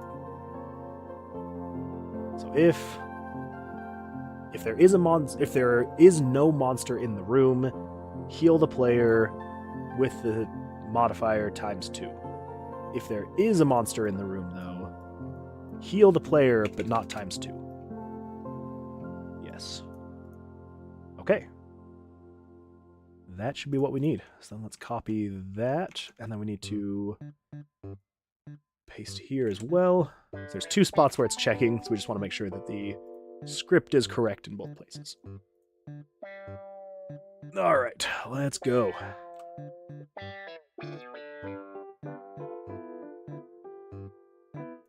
Nope, need a higher draw. Okay.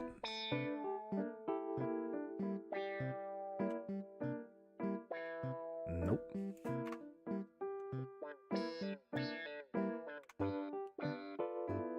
All right, a lot of dice, not many monsters. Jeez. Never gives me what I want. Come on. Really? No vitality modifiers. The one thing we're trying to test.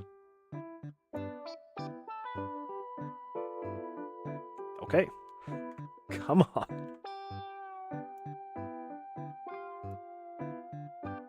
Really? Okay. So, our max HP... Oh, you know what? I just realized something. I just realized that if we have this system working the way... Oh, jeez. Working the way that I have it set up, like we have in the... Oh, man. Okay. Yeah, I created another bug for myself. So, if you are out of combat, and you place it here...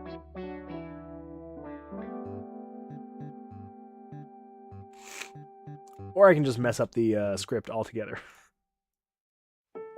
Alright, what did I do?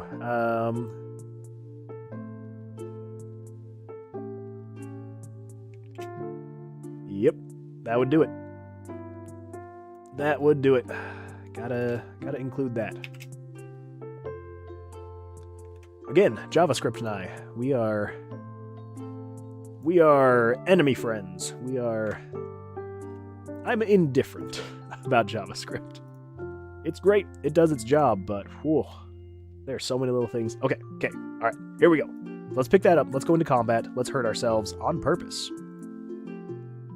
There we go.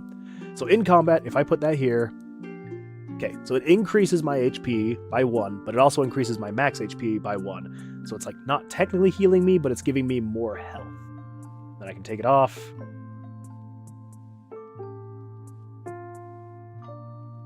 Why didn't it reduce my health when I took that off? It should have. So I put that on. 3, 4. If I take this off... It's not reducing my health. I swear that was working before. I've broken it somehow.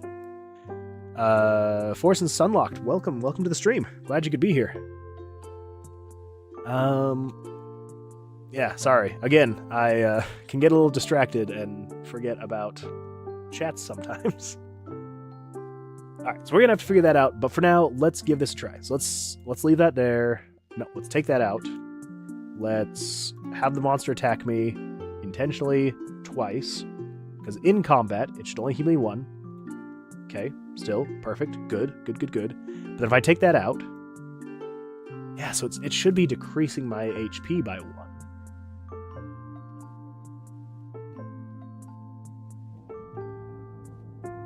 Right? Shouldn't it? No. No. Yes, it should, because it's increasing my HP by 1, so it should reduce it by 1. But is that going to make it so I could... No, that should be fine. That's okay. So we need to make sure that it decreases my HP by 1 when I take it off, which I thought it already was, but we're going to double check on that. So this one, let's get hurt again. Let's get her one more time. Okay. And then we can test the healing post-combat. Okay. So I'm 1-3. So if I come in here, it should heal me 2, so I should have 3-4. Okay, perfect. So out of combat, it heals you what you're placing times 2. If you're in combat, not so much. Now, the other thing we need to take into account is if you're out of combat, when you remove this vitality modifier,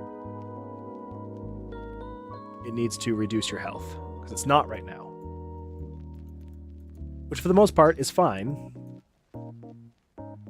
But, anyway, so let's do that. Let's... Right? Is that... Sorry, I just want to check one more thing and make sure. Oh, hi. You need to go down for a nap? Can I have a hug? Oh, come here. You going down for a nap? Yeah. I hope you sleep good. I hope you sleep so well. Can I have a hug?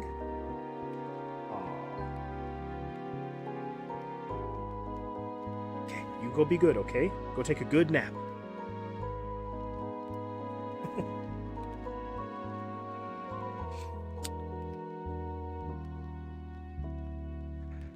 Okay, so where were we?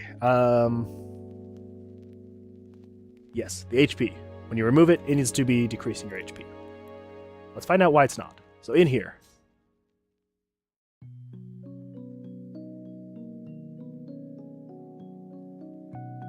But it is, right?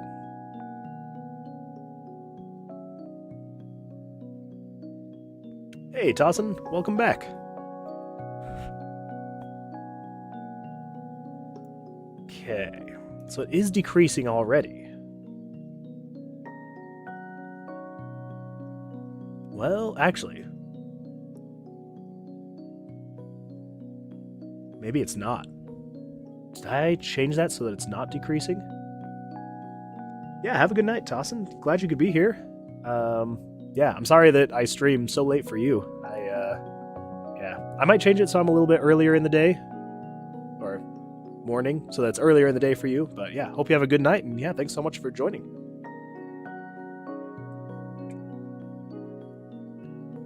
Okay, so this is setting the player's max HP to the player's stat times 3.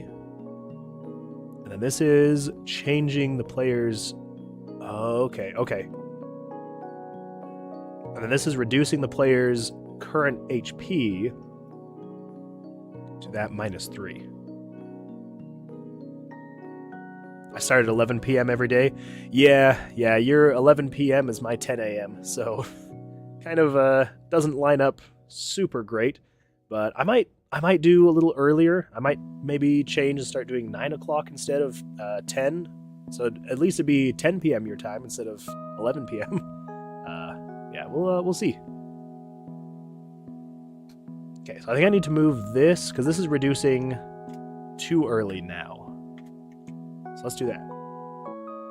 Okay, that should fix it temporarily.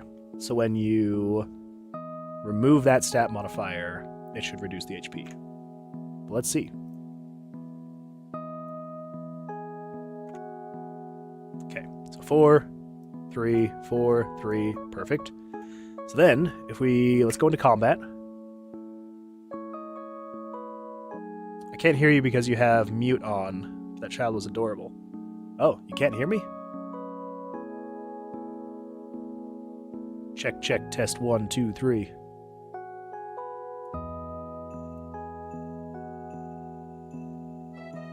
Huh.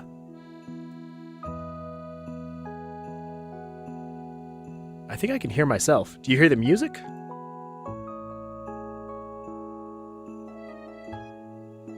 I can hear you on Twitch. Okay. Well, that's not good. Hopefully you can hear me. But yeah, thanks. She's a handful, but she is adorable. So. Oh, you can't hear me because you have me muted.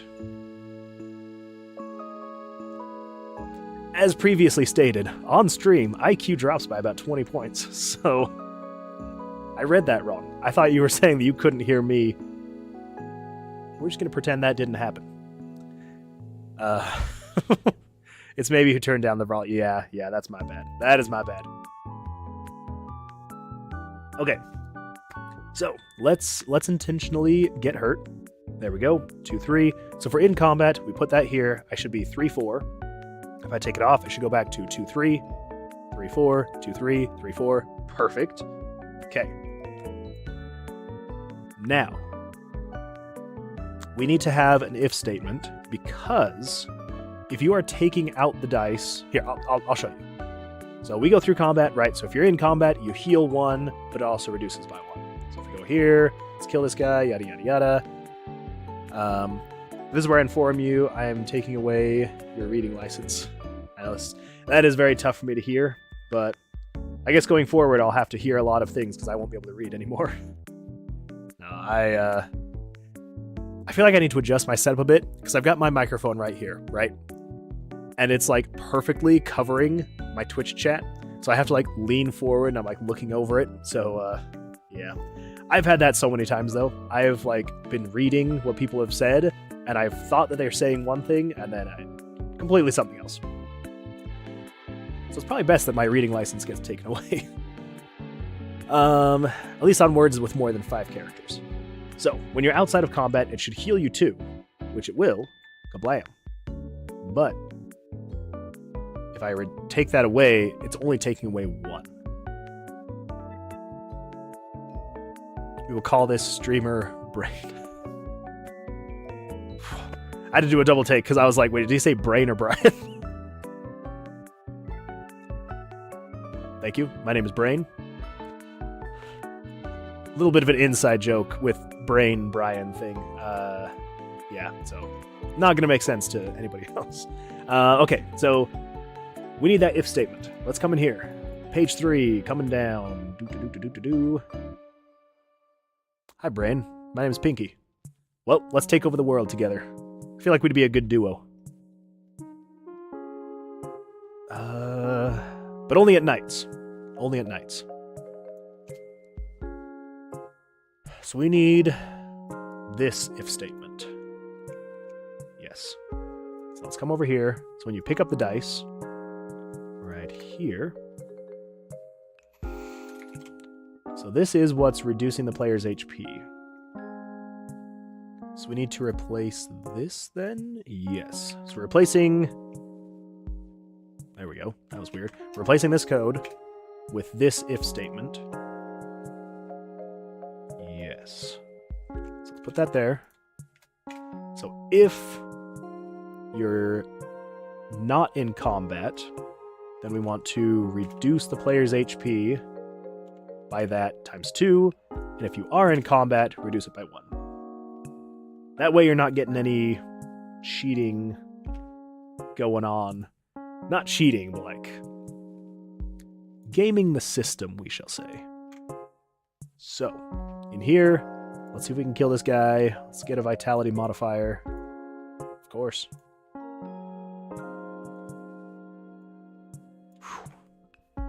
Thought I was done for. Okay, so outside of combat, put it in. But if we reduce it... Okay. It's going to look a little confusing, because you're fully healed like this. But then if you take that off, it's reducing the HP that it gave you times 2. Yeah. So basically, you don't want to take this modifier off, right? But that is technically working mathematically correct. Okay.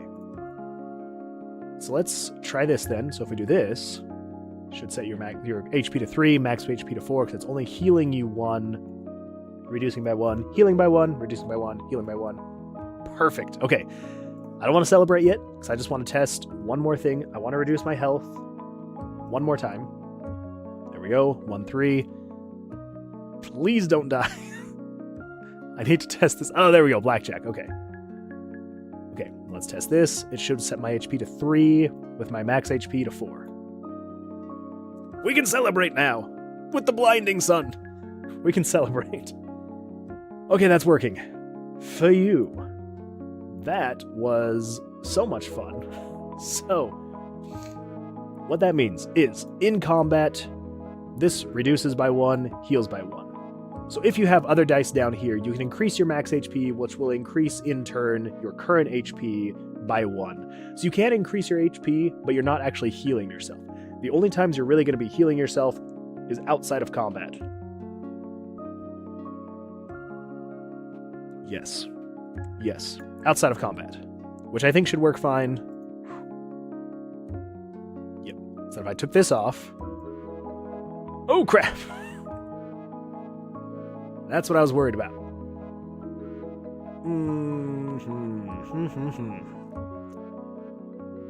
So you can die outside of combat if you remove the dice, because I have 2 life.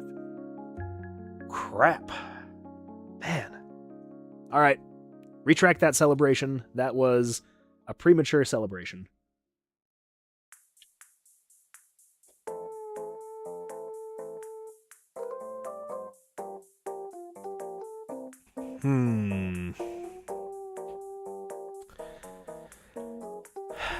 Maybe we're just making this too complicated.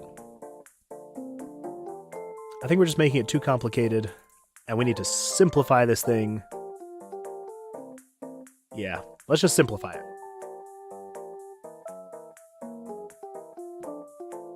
Or...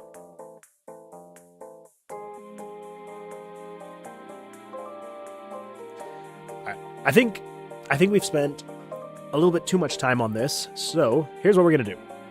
It's going to run through this whole script, and then it's going to check.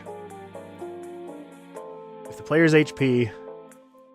This is just a very quick temporary band-aid. If the player's HP is equal to or less than 0, then just set the player's HP to 1. That way you can't kill yourself outside of combat by just removing a vitality modifier. It's not elegant. It's just what we need to make sure that we don't die outside of combat by removing the vitality modifier. So, that should be good. Oh, see if we can avoid this trap. There we go. Okay.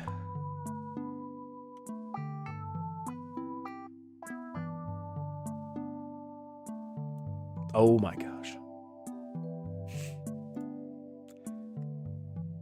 I give up. I give up. It sounds like a pretty reasonable solution. Yeah, I mean, it's a temporary band-aid. I feel like there's got to be a graceful way to take care of it, right?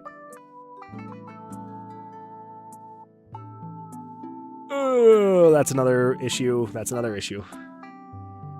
Because we were at max HP at 3. We increased to 4. Balls.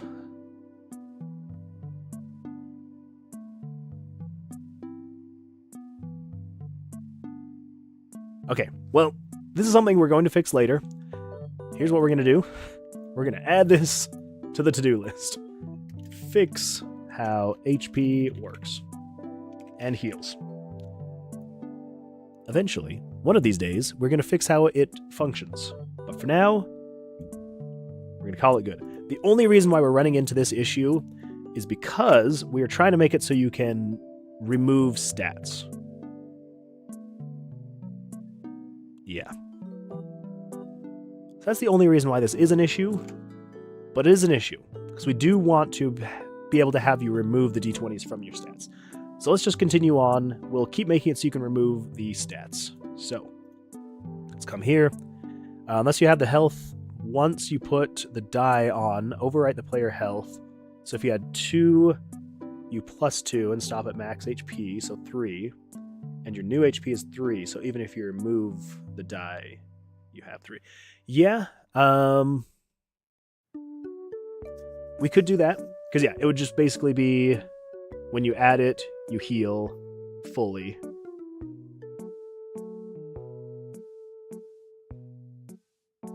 We can also... Yeah. The healing portion is, I feel like, so far the most odd and complicated thing. Because it's not healing like you would normally find in most RPGs and, tabletop games. Usually with those, it's you have potions, you have, magical spells and things like that to heal yourself, and they're consumable. Which I could make the dice consumable. I could make them consumable.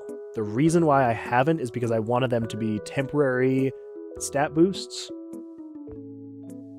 But we could make them consumable.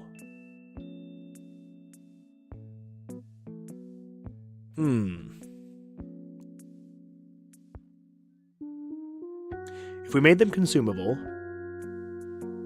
you would use them. It would boost your stat permanently.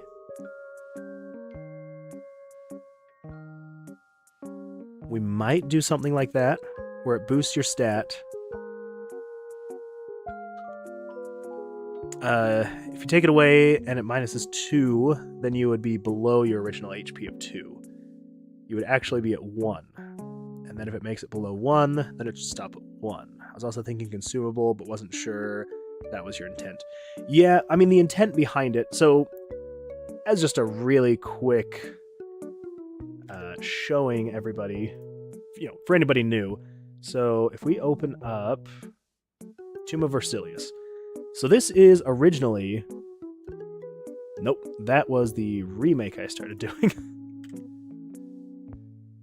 This was the original. So, originally... This is what Tomb of Versilius was looking like. So you can see it had like the general idea, but instead of D20s, we were working off of D6s. You had your HP was based on your actual dice. So you had your HP, the green one was defense, blue was your melee attack, purple was your magic attack. So the way that this was working was, you'd collect the dice, kind of like it is still now.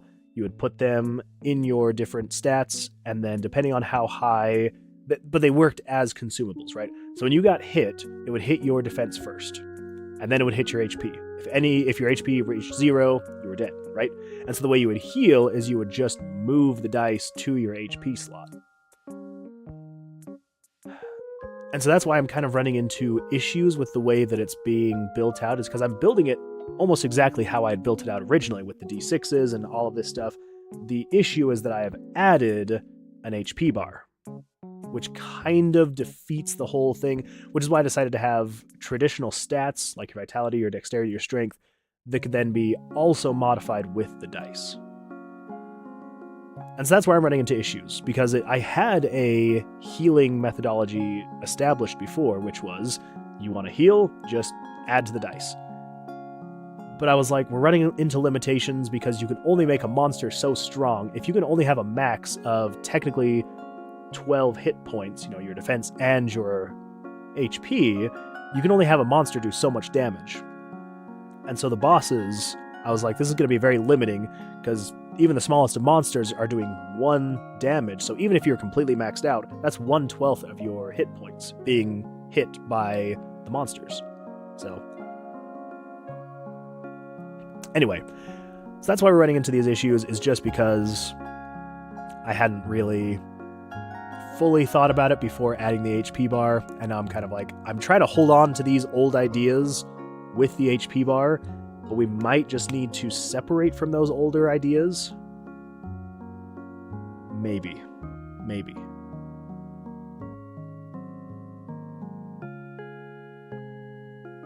I mean, we're keeping the dice. Regardless, we're keeping the dice, but take them all as ideas and workshop them and see what you like best. Yeah, and there's a lot of off-stream thinking that I do about the systems and how they should work, how they will work, all that fun stuff. But yeah, any and all suggestions, 100%. I love hearing them. So let's do this. because right now we're working on the last has to be moved and then creating the teleportation city. That's right. So I think it was like right before the raid on Twitch that we were working on a sigil. So basically the idea is when you get to the end of the room, I've set up so that there's a door, right? So the locked door, and the only way to open it was there was a switch somewhere in the dungeon floor that you went and flipped the switch, and then you could exit the dungeon. But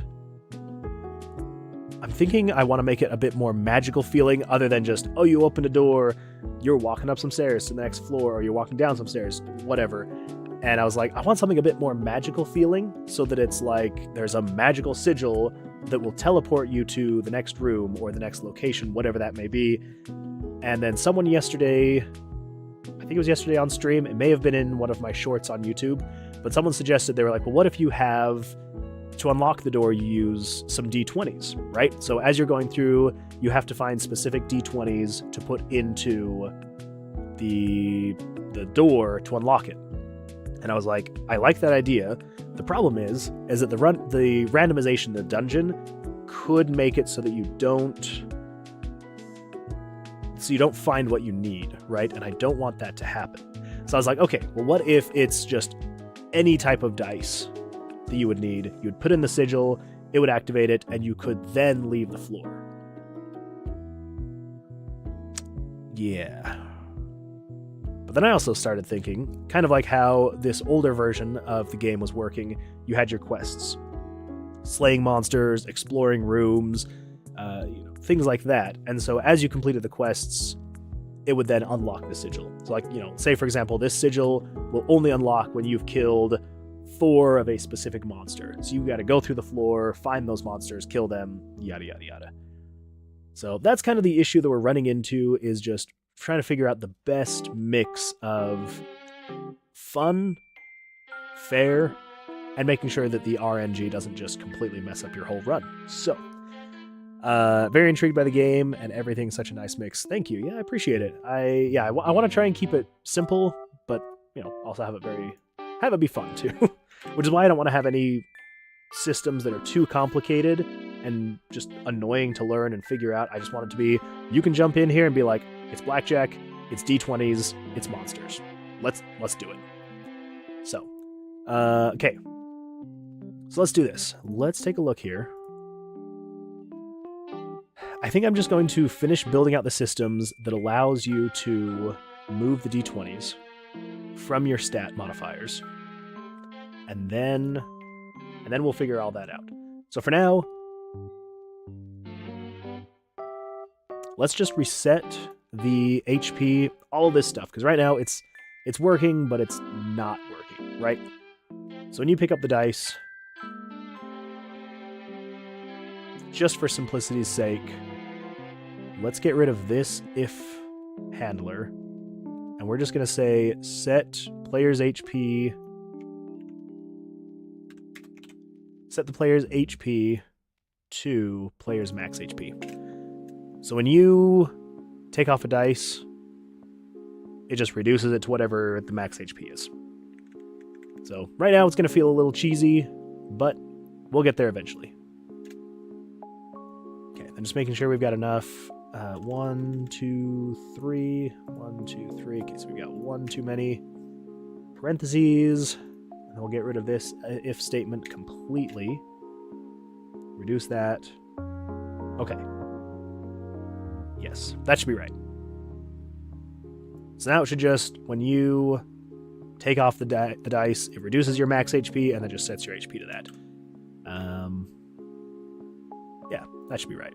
So let's see if we can get a vitality modifier just to see if that's working. So long as that's working, we can move on and start working on the other systems. Okay, so you put it in, reduces to 4, take it out, reduces to 3. Nothing crazy. Let's see if we can get hurt. Nope, not on these spikes. Let's try it again, see if we can get hurt. Okay, there we go. Spikes come up. If we come here, it'll just heal you. Yep, there we go. Okay, that's fine. Everything's good there. Now I want to make sure Because I just realized the thing that I changed is when you take damage and then you take the dice off. So it should, if I can fail this dex saving throw, should just reduce my HP to the max HP, which is 3. Come on. I'm telling you, you just have the best rolls when you're trying to get it to do something, and then if I was actually playing, it'd be like, oh, you're going to get 1s and 2s.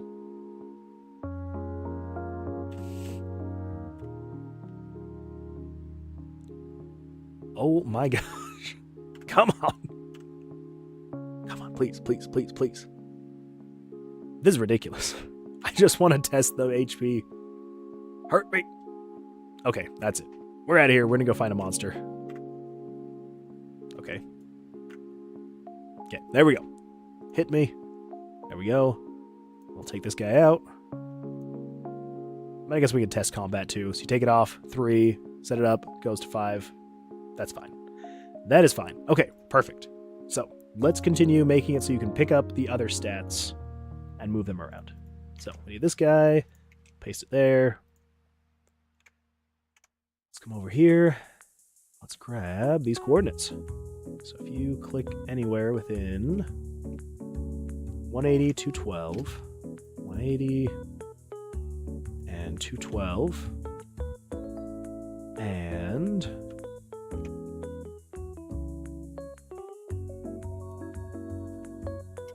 we got 244, 276. Okay. And if variable number 5, so if there is a dexterity stat mod there, then dexterity mod slot. So slot picked up is equal to 16. Dice picked up is equal to player dex mod.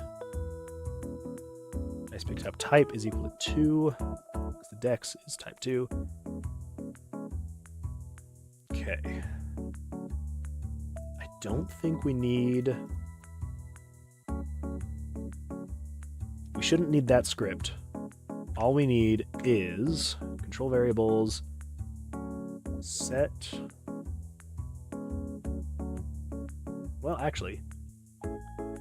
Yeah, so it's setting the dice picked up to dex mod, and then we can just set dex mod to 0. Perfect. Swap picture number 8 with picture number 99. Change the easing to quadric out, and then turn on picked up. Okay, that should allow us to pick up the dice. And then if we come over here, it's player vitality.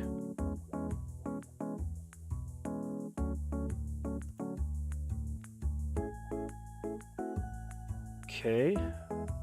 I think the only thing we're going to need is to put U. So we got Vit mod on dice picked up plus 1. Dice picked up plus 1. Is it after or before? Okay. So after, we'll do dex mod. Okay. We could probably actually just do this to the rest of these. Strength mod and luck mod. Okay, so then if you are equal to 15, I'm setting it to 16, right? 16, okay. So if you are equal to 16, then jump to dex mod. Equal to 17, jump to strength mod. If you're equal to 18, jump to luck mod. Okay, so we should just be able to do that same thing again here. Let's grab the X and the Y for strength. 180, 292.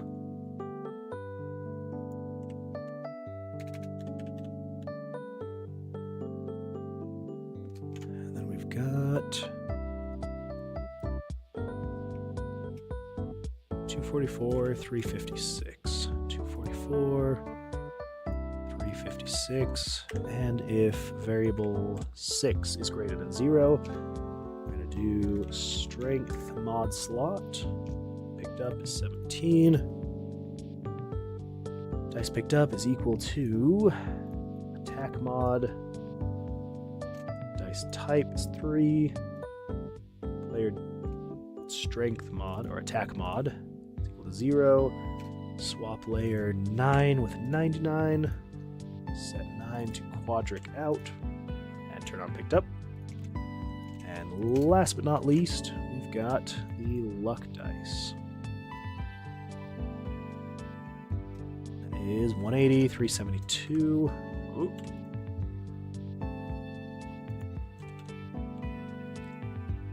We've got 244 and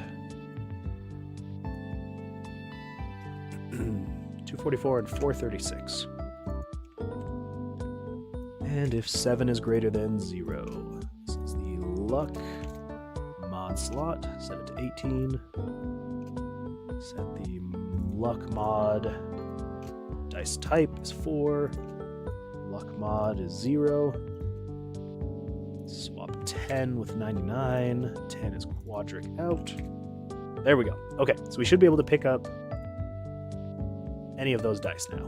So if we come over here, let's go find some dice. So we put it in there. Bada bing. Pick it up. Bada bing. Bada bing. Perfect. Oop. Come on. Okay. So all of that is good. So I think the other thing we want to test and make sure that it's adjusting correctly is actually my dexterity. There we go. Perfect. That should still be working. Because, you know, it's always good to test, though. Just make sure you didn't break anything.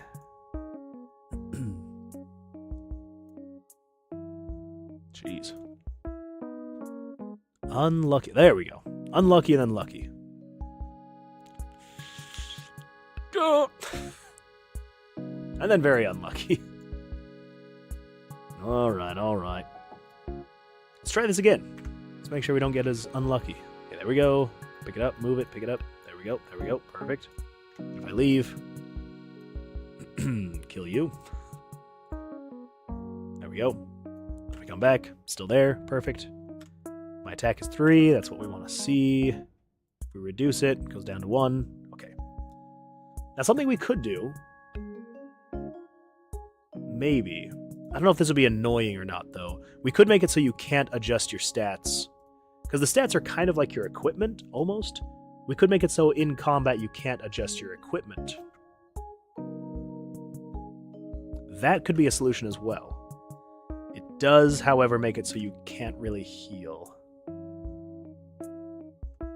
I feel like there's got to be a good method for healing that I'm just not thinking about. And it's going to be like I feel like I'm going to have that epiphany moment of like, that's what you can do. And it's just going to make so much sense. And I'm going to wonder why I didn't think of it before. But for now, I am not sure what that's going to be.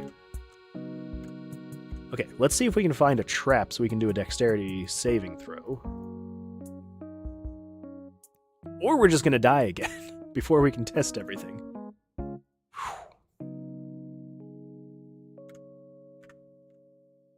Keep moving on.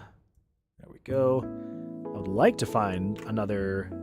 Okay, here we go. So then 12, 13, 15. Okay, so all of that was working correctly.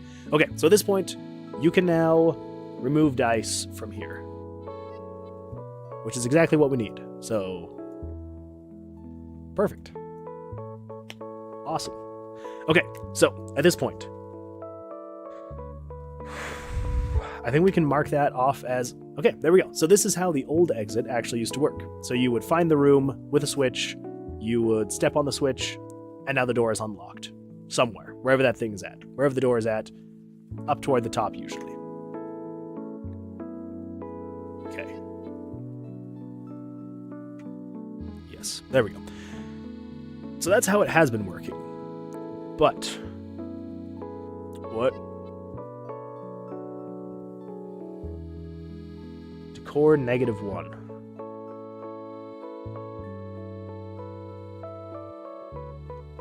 Well, there's a bug I haven't seen in a while. Why is it trying to show decor -1?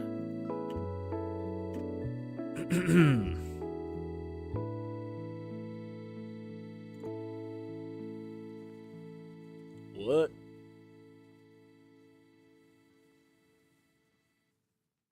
Okay, this is showing the decor. What is happening?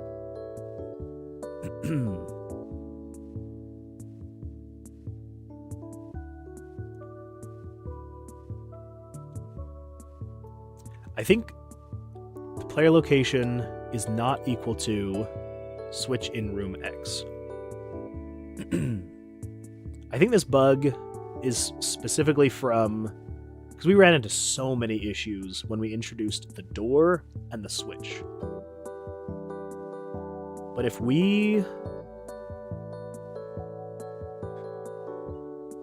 yeah, if we change it and get rid of the decor...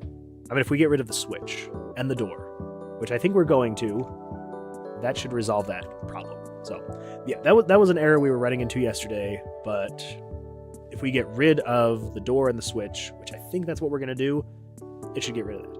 Okay, so for now, let's come back over here. Allow stop... wow. We're good. We're just dying. Allow stat mods to be moved. That is done. We're good. Okay, so creating the teleportation sigil, inserting 2 D20s to teleport, and complete quests, etc., or complete quests. Okay. So let's keep working on the sigil then. So now that we have that done, so the whole point of all of that was to make it so when you get to the sigil, you can place the dice. Yes, that is the whole point.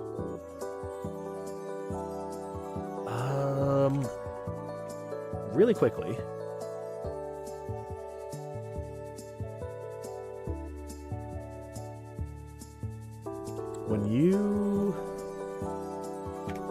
So right now, when you're moving dice around, you can see right here on the floor it has like 2 spots where you can put the dice. But it goes away when you're not hovering over that. I need to find out if that's going to be showing over or below decorations. So let's figure that out now. Because I'm thinking if we do the sigil, we'll just do it based off the room decorating system. Right? Well, yeah, maybe. I don't know, I might want the rooms decorated though, when you have the sigil. And when I say decorations, I mean like the torches on the wall, the vines, things like that. So let's do this. Let's check really quick. So when you pick up the dice, picked up, show picture 45, room items empty. So 45 is the image layer that it's showing, that spot where you can put the dice. And we're currently holding 45. No, 99. So 45 is that. So 45, if that's 45, then where are the decorations? 38. Okay. So those would show up over the decorations, which is what we want. Yes, that is what we want. Okay, so we're good there. We're good. So if we decide to put this on the decoration layer, we'd be fine. Even if we put it one above the decoration layer so you could have torches and vines and stuff like that in the sigil room. Yeah, so we're good. We're good. Just wanted to make sure, because the layers in RPG Maker can be a little bit weird. And so yeah, just have to make sure you've got the layers all set correctly. Okay, so let's keep working on the sigil. Let's just do a little bit of pixel art. How about that? How about we do a little bit of pixel art together?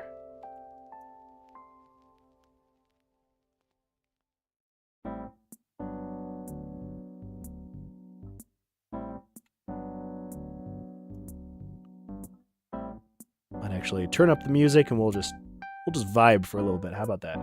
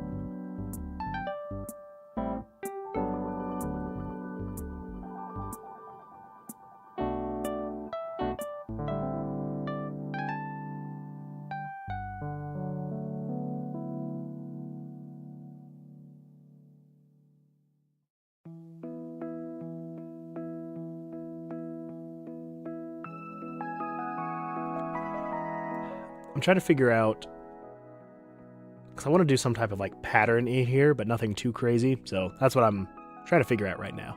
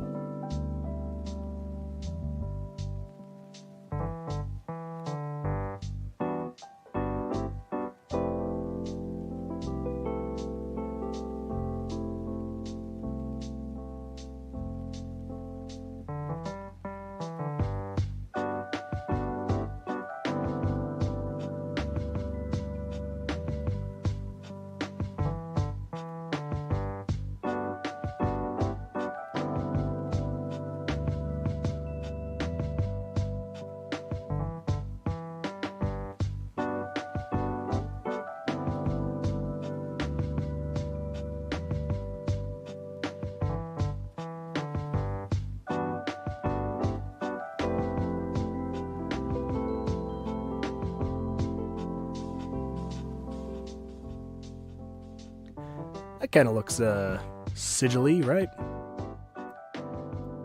We'll give it a try.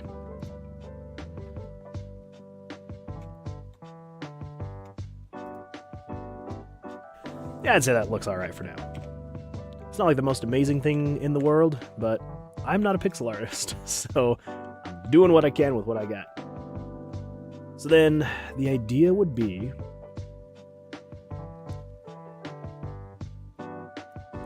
So let's kind of make a little bit of depth.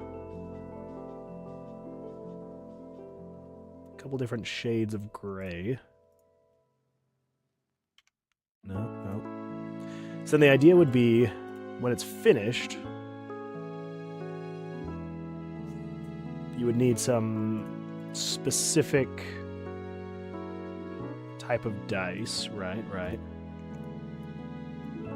Something like that.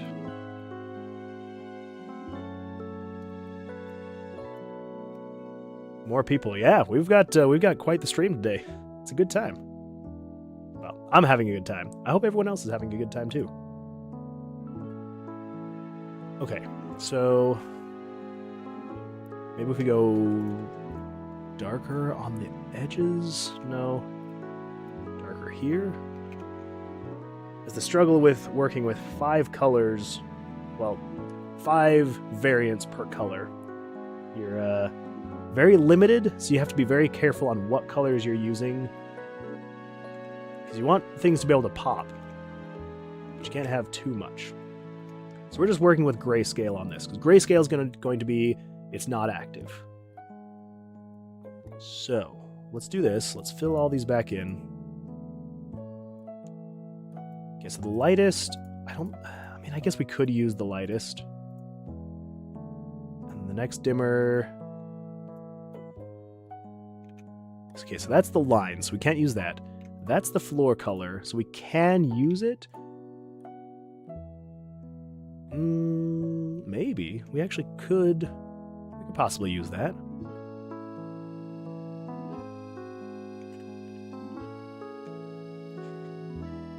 I just want to make sure that this looks like it's separate from the floor, you know? Like, I don't want...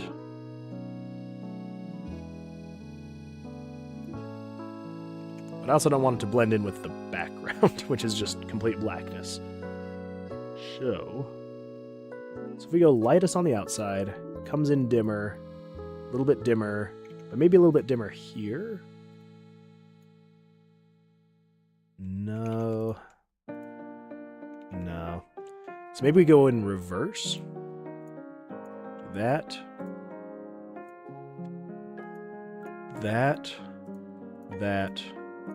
And then that.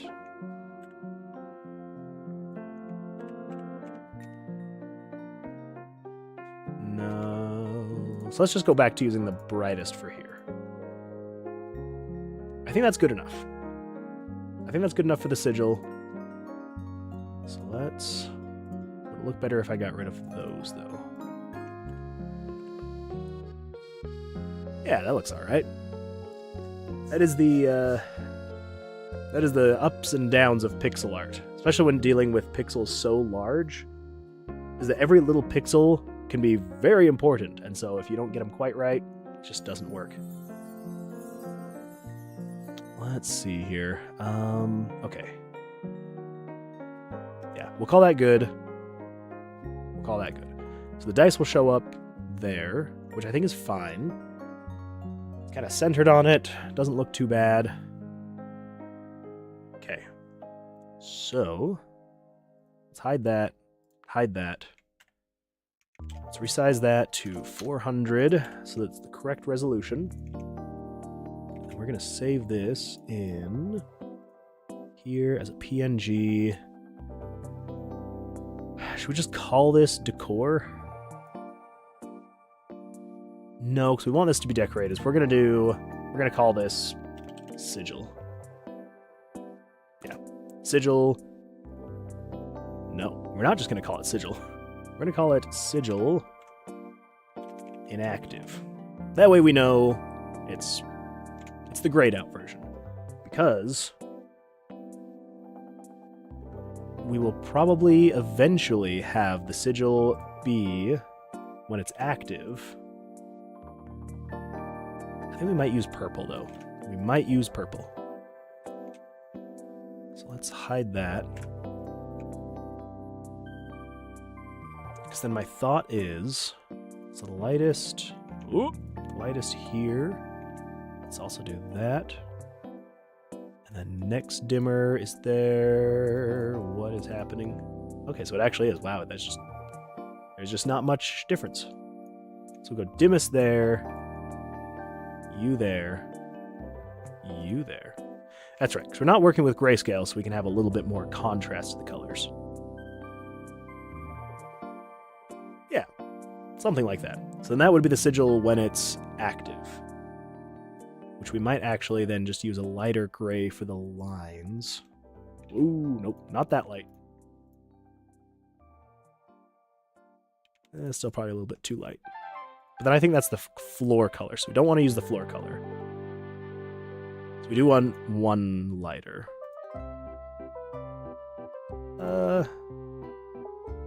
Well, actually, on the floor... No, even that's still two. So we'll go one dimmer. One dimmer.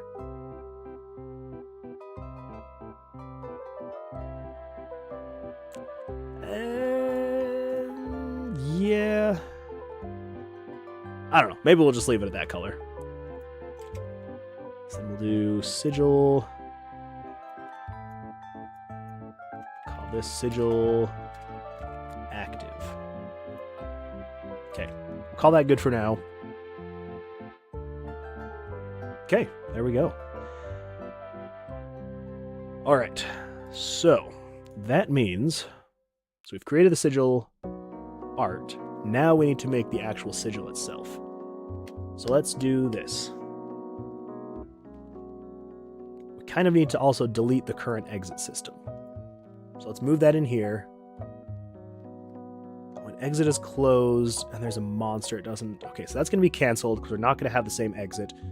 When in exit room, if leaving, erase picture. Erase sigil. So we still technically need that. And we're also kind of creating the exit. So this is probably everything we're going to finish today. Is creating the teleportation sigil, deleting the current exit system. When you're in the sigil room, so we'll call that the sigil room. If leaving, erase sigil.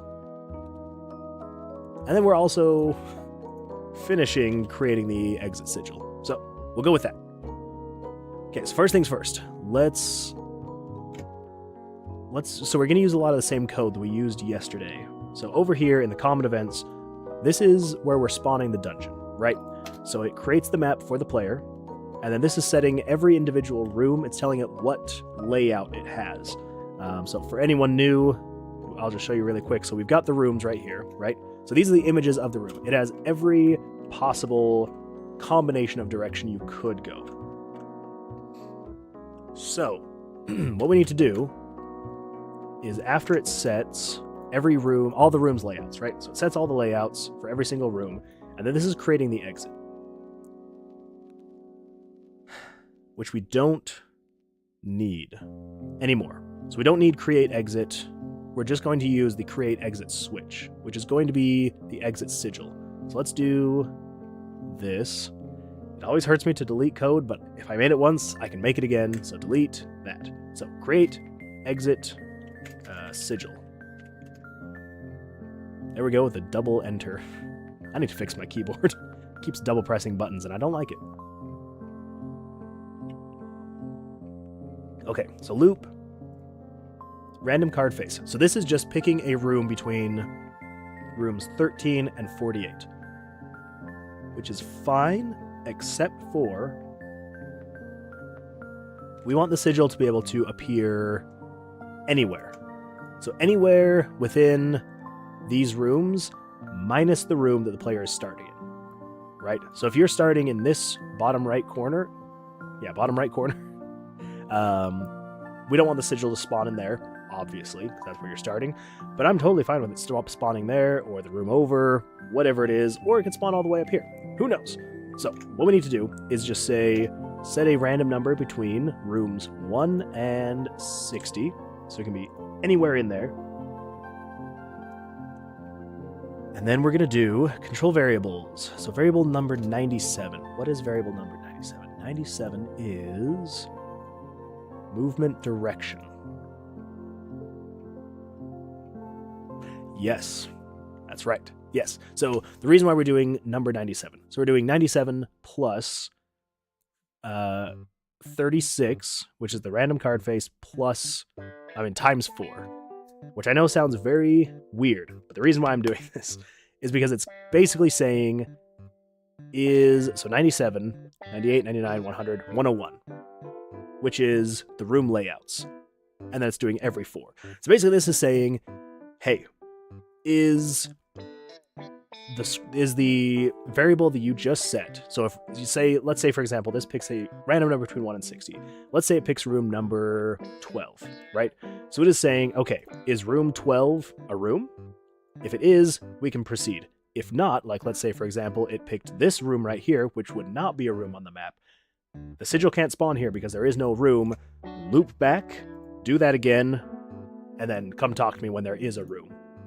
So if there's a room, it's then saying switch in room X. So 906 we need to change because because that is no longer switch in room X. This is now, just to keep things simple, sigil in room X. So this is now going to be assigned the value of what room the sigil is in. So if it spawned in room 12, it's now saying, all right, sigil is then now in room 12. And then, I don't think I need all of this either. Yes, I do. Yes, I do need this stuff. Because this is now saying, all right, if the sigil is in that room, don't spawn a monster, don't spawn item 1, don't spawn item 2. Now, 840 and 920. What are you?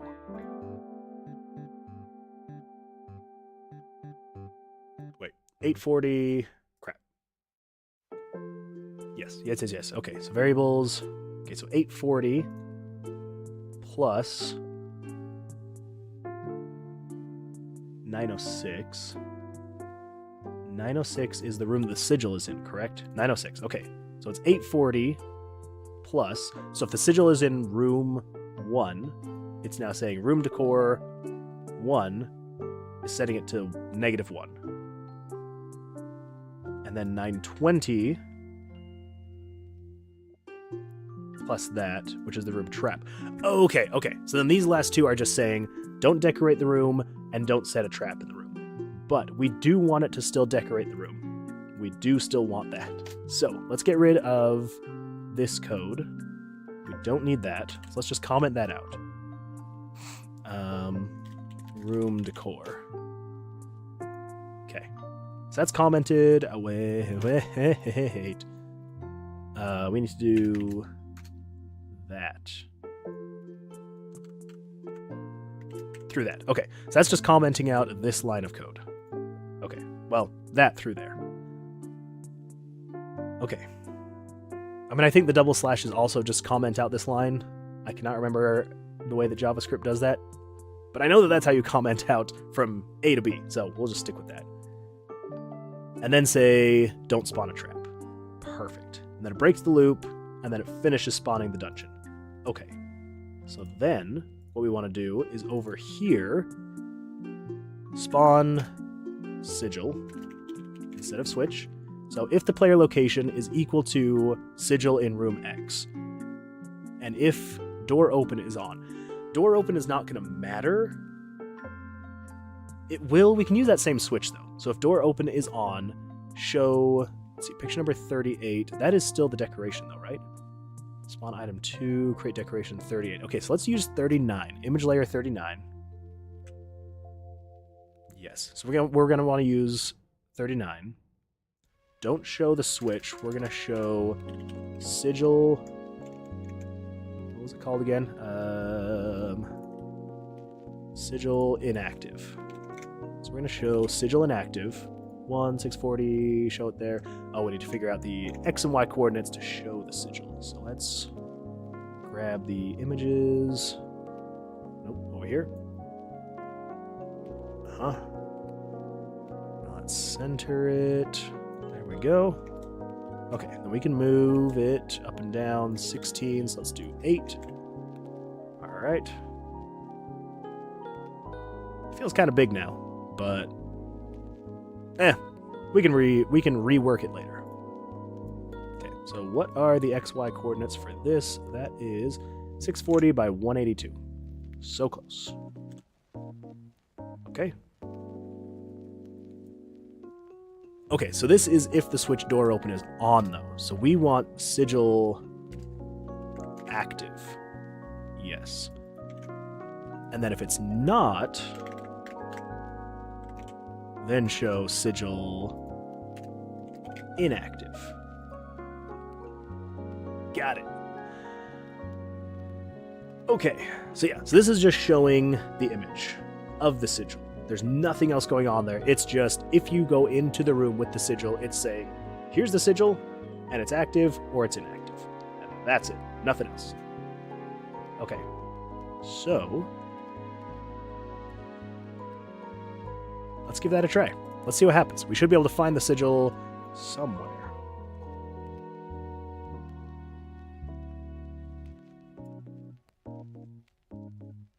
Wait, no, we're good. I was thinking there was a script somewhere that when you entered the room, it created issues, but I'm incorrect. Okay, so this was variable number 36, random card face. So, okay, so the sigil is in room 36. So let's go find room 36. 24, 30. So I believe the next room up should be the sigil room. Well, there we go. Sigil room. Crap. I forgot I turned off animations because I originally was going to set it so that there weren't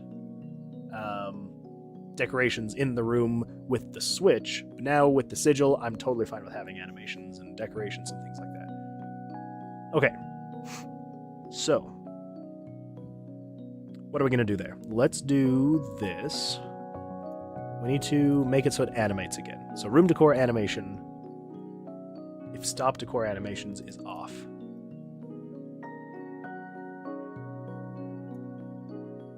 So what is turning on that switch? Room open. Spawn exit.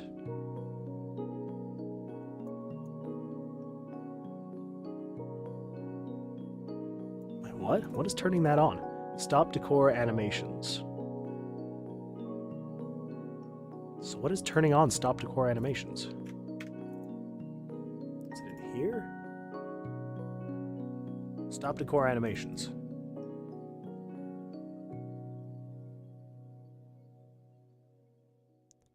I feel like that's needed.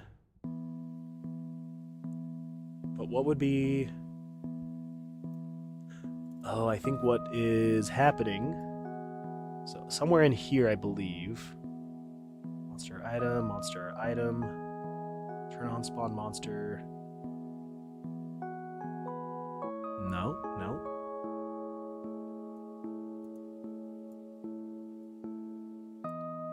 So we're turning on stop decor animations. There.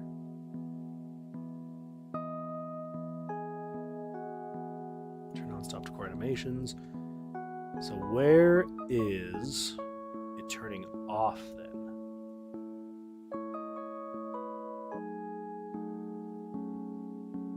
It's all the movement, transitions, all that fun stuff.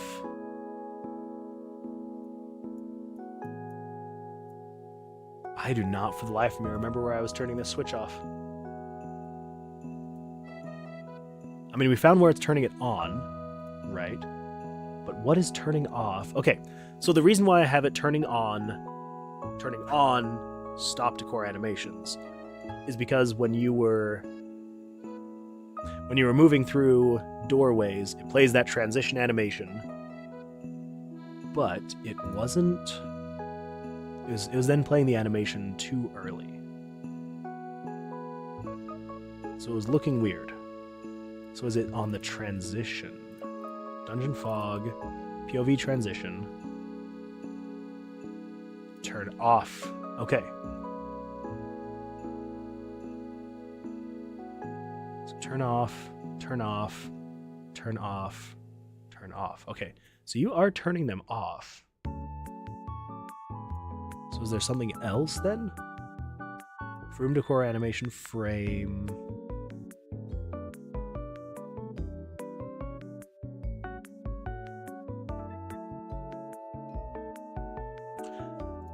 That's something else I could check. There could be an issue with the variables. So if we check 36, so it's in room 43. So if we come down here to room 43, 43 monster is -1. Room is -1. Items -1. Oh, that's right. We need to find decorations. So decorations shouldn't be -1 on 43. 43 is not -1. That's good. But then trap on room 43 is -1. Okay. Okay.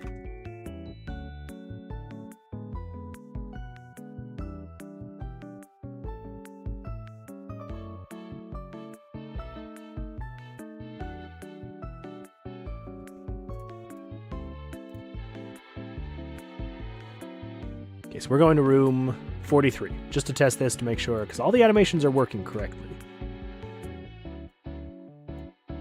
Of course. Oh my gosh. I think I just need to give myself more health while I'm doing this. I think I need to give myself some more health so that when I'm testing, I don't die as quickly. Crap. Forgot to check where the thing is now, because I died. It's in a different room now. Okay, 36. You are in room 18. Okay, that'll be easier to get to. Room 18 is much closer. You're room 9. Okay. Easy enough. Room 10. Room 16. Okay, so I need to come down, over. There we go. Oh, nope. Didn't get it. Let me leave. Okay, there we go. Okay, so up here should be the sigil. But why is it not turning off that switch? It should be turning it off, right? Saving throw trap. Door open. Flashing text. Which one was it again? Animation. 30.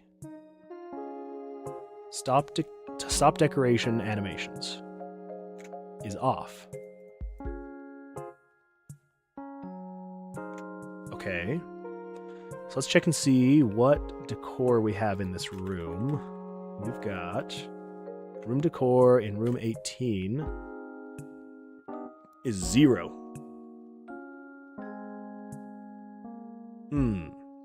Okay, so it's not an issue with that switch. It's an issue with it not... Am I setting the decoration to 0 somewhere else? Okay, so spawn the sigil, spawn the exit. We shouldn't need this anymore. Yeah, we shouldn't need that. So let's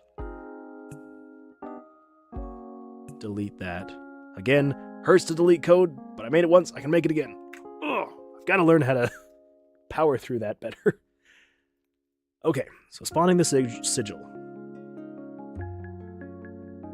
And then down here, create room decorations, create room traps. Okay. I believe that is it then. So it's currently saying if the player's location is not equal to sigil in room X. So if we take it out of there, then we should being the key word here, we should be good. So let's check. It is in room 39. All right, let me just leave. Let me leave. Serves me right for begging. Gives me a nat 1 when I beg. Crap. It was 39, right? Well, it doesn't matter. We gotta start again. Whew. Testing can be a pain. But okay, so it's in room 59.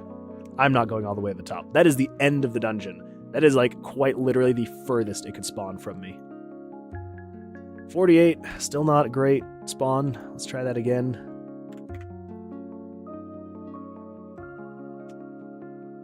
The variable won't tell me if I leave the room. Okay, variable 36. It's in room 45. Why is it still so far away? Come on. Okay, with this one, it doesn't matter where it is. We're going for it.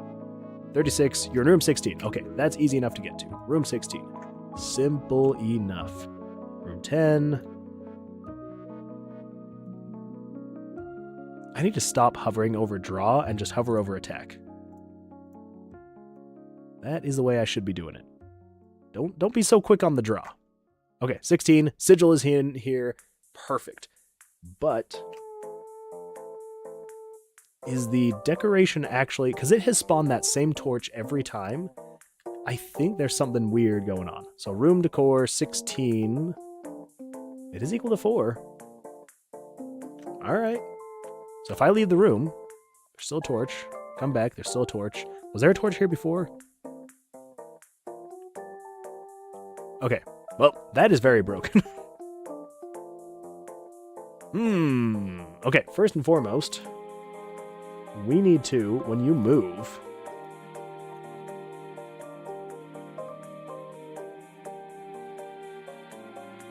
Where is it erasing the decoration?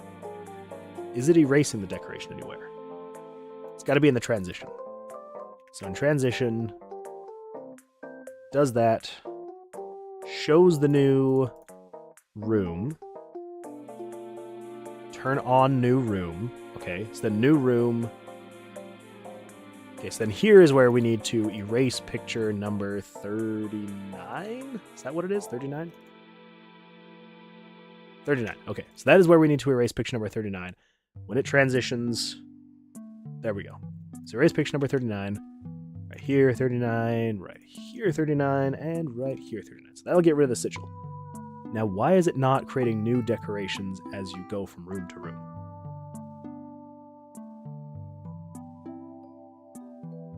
Okay.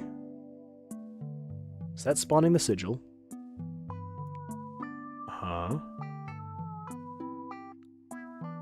This is...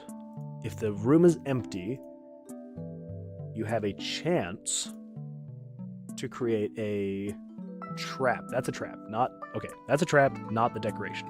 Down here, spawn monster, spawn item, spawn room decorations. Okay, so if the room is equal to or less than 0, which means it's undecorated, and... No. If there is no trap, and if you are undecorated, then spawn a random decor between 1 and 4, and then show the decor. Okay. Yeah.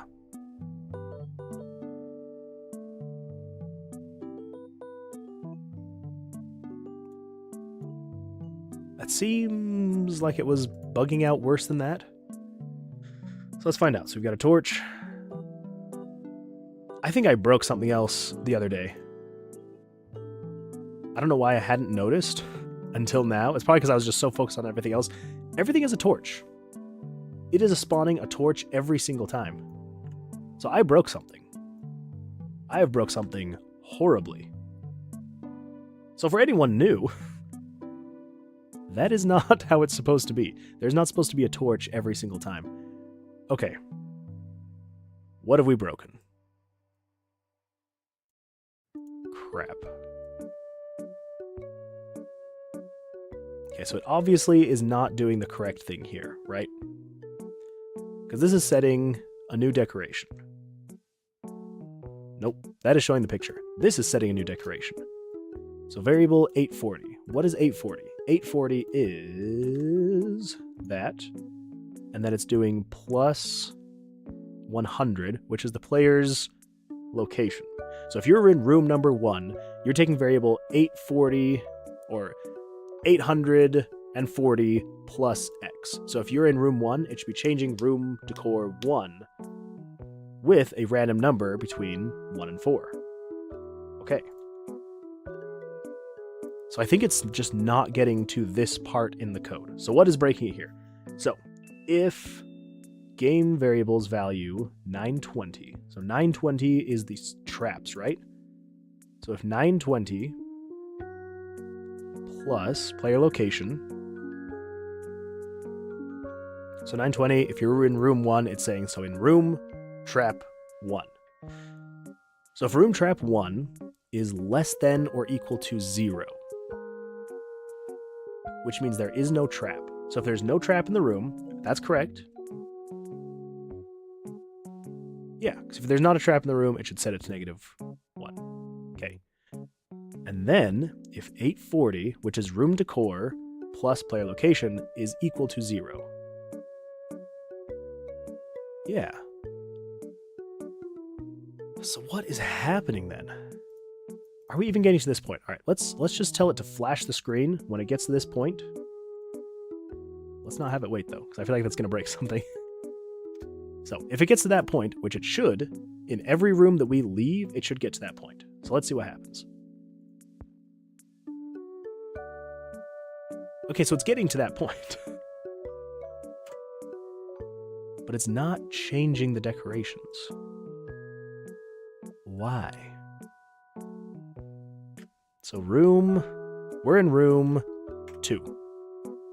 So room 2 decor. Let's go on a journey. Let's find out what it's saying it currently is. Room decor 2 is a 4. Okay. You are a 4.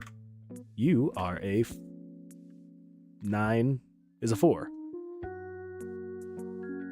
Oh my gosh. I am so stupid. I am so stupid. I'm going to apologize to everyone who went along on that crazy ride with me. You want to know what the problem is?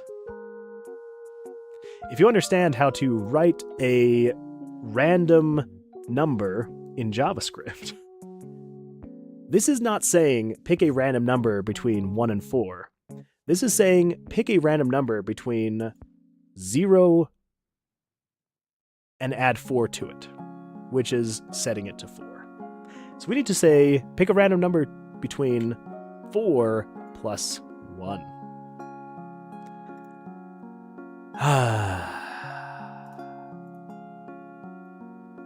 JavaScript. It's the best. Okay, that feels better. So, in case you've missed it, the rooms are not all supposed to have a torch. That's not how the decoration system's been working. It's supposed to be, there's plain bricks, there's different colored bricks, there's different colored bricks, there's vines. Holy crap, that was... I'm remembering now, though. I am remembering I did... It wasn't a bug. I intentionally did that because I was testing yesterday how animations were going to work, because the torch is the only animated graphic I have right now in the rooms, so I wanted to test and see how the animations would work, and I forgot to change it back. So here I am thinking there was some crap. Okay, so now there is a bug. Okay, yep, there is a bug. So if the room is empty, it's not necessarily always going to have that. So if the room is empty, it's still just showing that torch and showing the torch. But as soon as we come over here, it should be the vines. Or not. Or I could just be completely wrong. Create room decorations.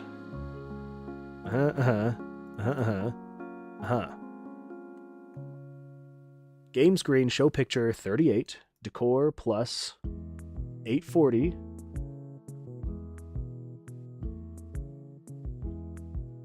Yeah, what? So it's showing 840, which is that, plus the player's location. So if you're in room 1, it should be showing room decor 1.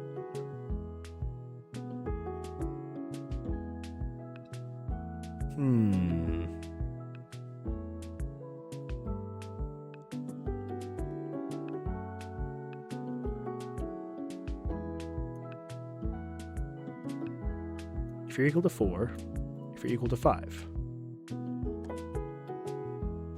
But if you're not, you shouldn't be doing any of those.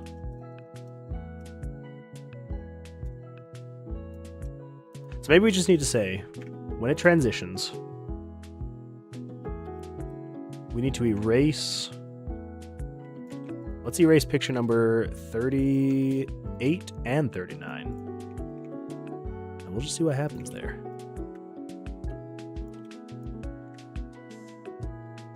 It can't be a problem if you get erased, right?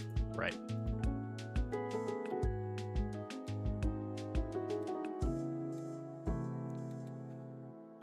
Okay, so let's just check the variables. Wish there was a quicker way to scroll down this thing. So room 1 is empty, so room 2 is 4. That is correct. This one is 1. 1 is blank.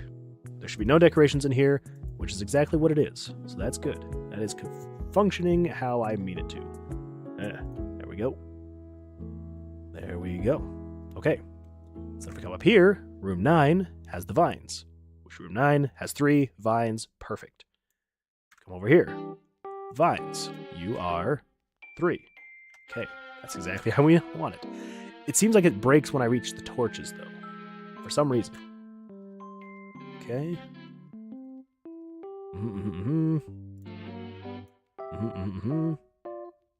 There we go. Okay, so room 5 is 4. Now, if we go back up, we're going to be in room 10, correct? Nope, we're going to be in room 11, which was a 1. So let's see. Room 11 is a 1, so it was empty, yes. We're down here, torch again, move up, it's a 1. Room 10 is a 3. Let's make sure it doesn't... It's a 3. Okay. Ooh, all right. I think we fixed that. So many problems. That just keeps things exciting. Keeps you on your toes. Okay, there we go. Perfect. This is also an undecorated room. Room 12. Yeah. Well, decorated but with a 1. So undecorated. Okay, then room 18 is a 2. Okay, so that's fixed. I think. We need to check one more thing, because this is originally what led me to find the bug, which is, if we check variable 36, wow, room 5 is where the sigil is. Room 3, let's see if we can just run away from this guy. Of course not. Why would we be able to? Well then, I must kill you. Okay, so room 5 is then going to be down from here. So this should be...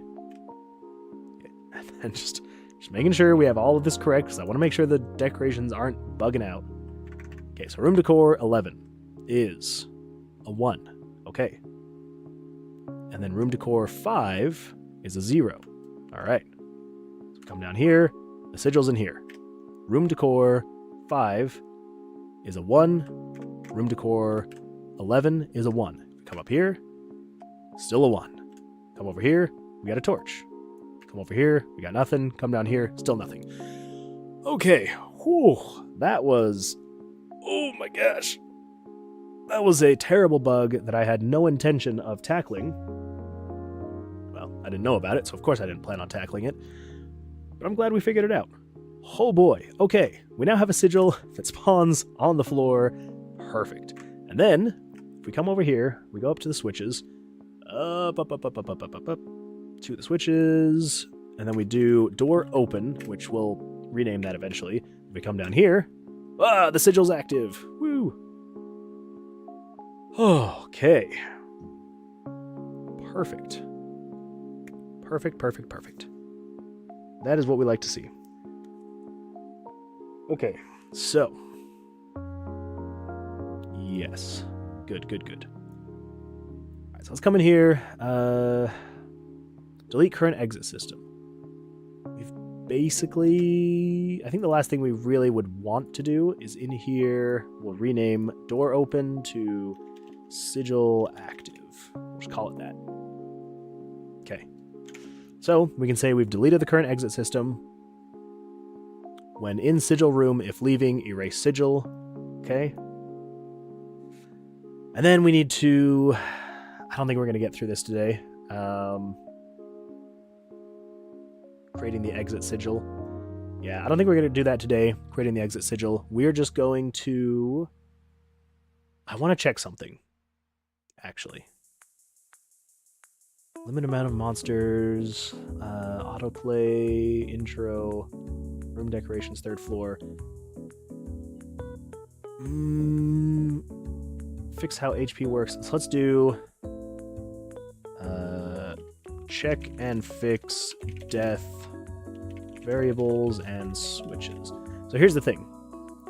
When you die, it basically resets everything. Or at least it should. So if we come over here... Where's player damage? I know it's somewhere. Saving throw. Dungeon fog. Where are you? I know you're here somewhere. Dice move. Okay, so that's all the dice. Player damage. Jeez. I think I already clicked on that one. I just didn't realize it. Okay, so player damage. So when you die, it turns on death. That's right. And then it sends you to this map, which is the death map. So, This is turning off switches 1 through 50. Can I just say 1 through 999, and this sets variables 1 through 9,999. Can I just do that? I think so. Because that will just turn off every switch I could possibly make. Do you know what? We'll even just say 9999. So that will turn off every switch I could possibly make, every variable I could possibly make. It will clear all the self switches, and then it sets the player's level to 1. You're adding. Oh, that's right. Yes. Eventually we're going to redo death, but yes, we're going to set it to 1. Erase. And this erases all the pictures, and then it sends you back. Okay, so let's test that really quick. Actually, let's update the monsters, the bestiary. Now I can't remember if it's bestiary or bestiary. Okay, so we're going to change this so that you get 10 times the amount of experience from every kill. So we can try, because I haven't tested the death with leveling up, right? So if we come in over here, we start going through the dungeon, we're collecting things, we're killing monsters, we're just cranking through the XP. There we go. One more monster and we'll get a level up. Oh, crap. One more monster and we'll get a level up. Oh my gosh. There we go. Whew. Okay, one more monster. There we go. Level up. Okay. Then we add to vitality. Sure. Okay, we're level 2. We've got our experience. We're good to go. Now, let's go die. Alright, this trap will not be the one. Let's go find a monster. Hey, lucky you. You get to be the one that kills us. Actually, let's do this.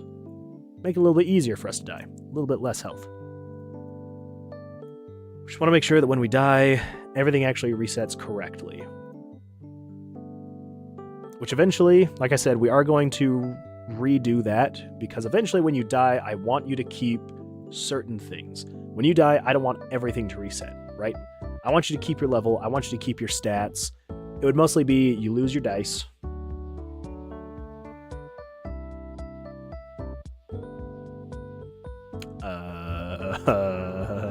What?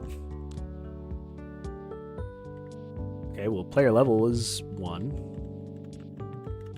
Why am I not... Okay, so it's resetting everything. That's good.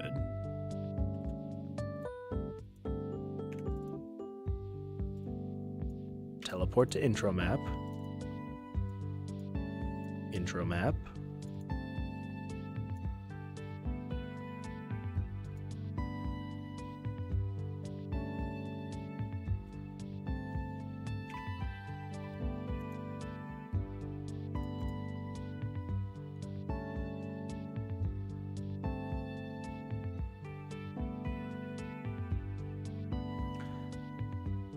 I feel like there's got to be something going on here.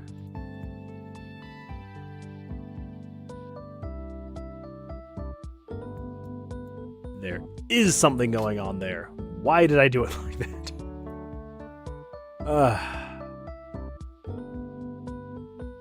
Okay, I found the issue. The issue was that player level variable was not actually setting the player's level back to 1. I thought it was. It's literally just using that variable to erase pictures. Because there's not a way to just clear all from the screen. I wish there was. I'm sure there's got to be some JavaScript call that I can clear all the pictures from the screen. I don't know what it is.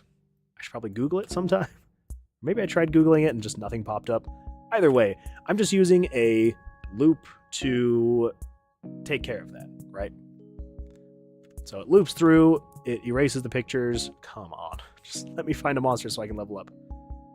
Yeah, I think once we test that and we know that it's working, we're probably going to call the stream oh my gosh. We're probably going to call the stream good for today. We got a lot of work done, mostly fixed a lot of bugs, but it's been fun. I've had fun, anyway. Hopefully everyone who's watching has had fun. If not, let me know why you didn't have fun. Hey, look at that, we found the sigil. And we can fix it. We can fix it in tomorrow's stream.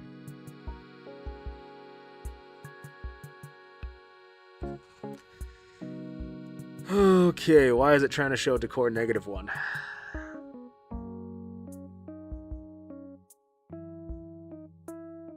What would be doing that?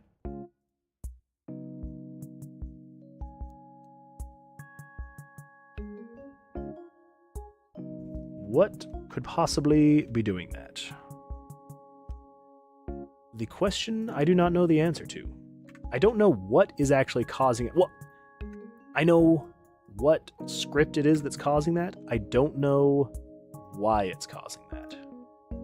Because everything that I can think of should be working properly.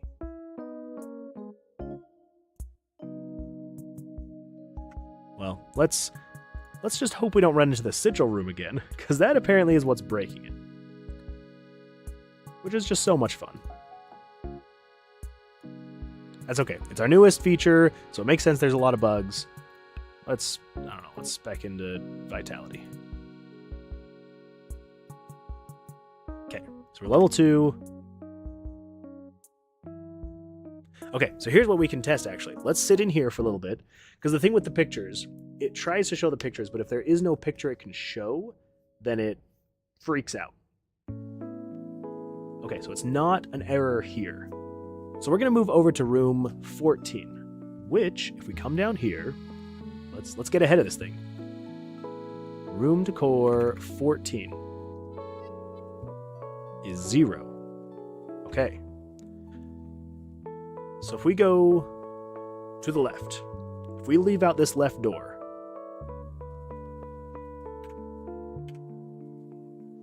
(14) is 3. Still 3.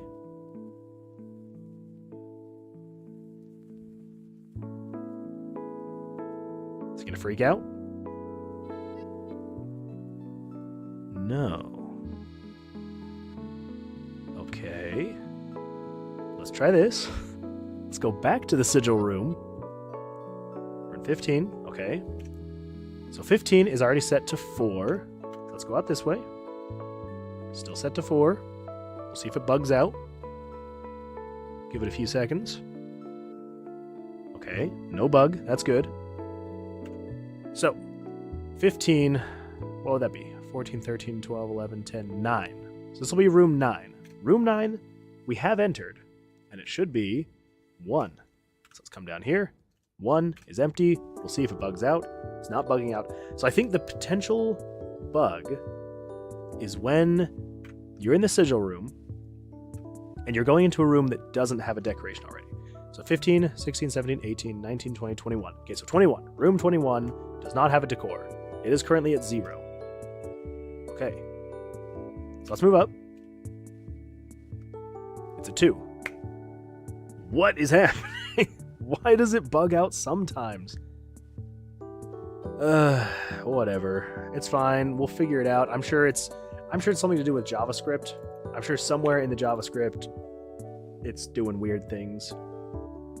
Spawn sigil, spawn decorations. Yeah, so we're just doing setting variable 840 to player's location, which should be whatever room you're in.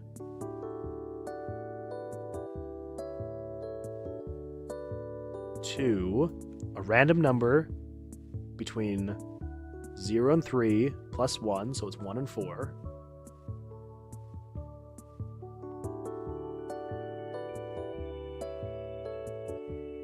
If not, show room decor 1. I don't get it.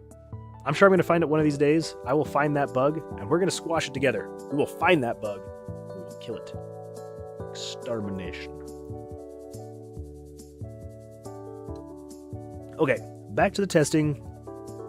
I just want to make sure if we level up, does the death work? If that works, then we're good. We're back to square one, and we can get back to what we were doing, but tomorrow. Because I think we're going to call the stream right after this test goes. hopefully not south. Hopefully it does not go south. Let's take a look. All right, gotta come back in here again. There's another thing we're probably gonna fix tomorrow, is the traps. Oh my gosh. That's all right. We can take damage. We can take damage. It's fine. Okay. There we go. All right. Let me level up. Or you can just hurt me. Whew. Okay, level up. Vitality. Fully heal. There we go. Okay, I'm level 2. I just want to make sure all of that... I just want to make sure that all of this is going to work properly, and then we can be done for the day. Come on. There we go. There we go. There we go. Just 2 more hits. 1 more hit. We're gonna die. There we go. You died. And then it resets everything.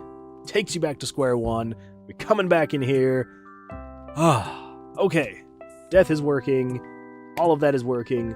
There is still some random bug when you leave the sigil room. Whoa. Look at that fun green screen stuff. This is why I need to fix my lighting. Yeah, natural light does not work well with green screens. Okay, so let's write that down. So check and fix death variables and switches. That's good to go. We're going to put that back into new. We're going to add fix bug where leaving sigil room sometimes tries to show decoration -1. I guess we'll say show picture decor -1. Okay. We'll fix that bug. We're gonna get it. It's gonna be fine. But anyway. Yeah. Okay. Well, I would say it was a very successful stream today. Hopefully you all feel the same. So yeah, we're going to call it there. I think we've made a lot of good progress today. We made it so you can draw your 7th card. We allowed the stats to be moved. We deleted the current exit system. We made a sigil room and a sigil. And we fixed the death variables, so you can now die with all the new stuff, and it actually works. So we got a lot done. It was a good time. I had fun, so thank you all so much for joining. Thank you again, maybe, for the raid. I'm super appreciative, so thank you so much. If you enjoyed seeing what you saw, make sure to follow, subscribe, all that fun stuff.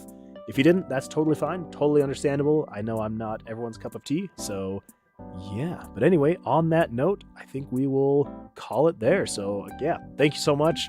I'm terrible at ending streams. I usually don't know what to say, so I will just salute you all.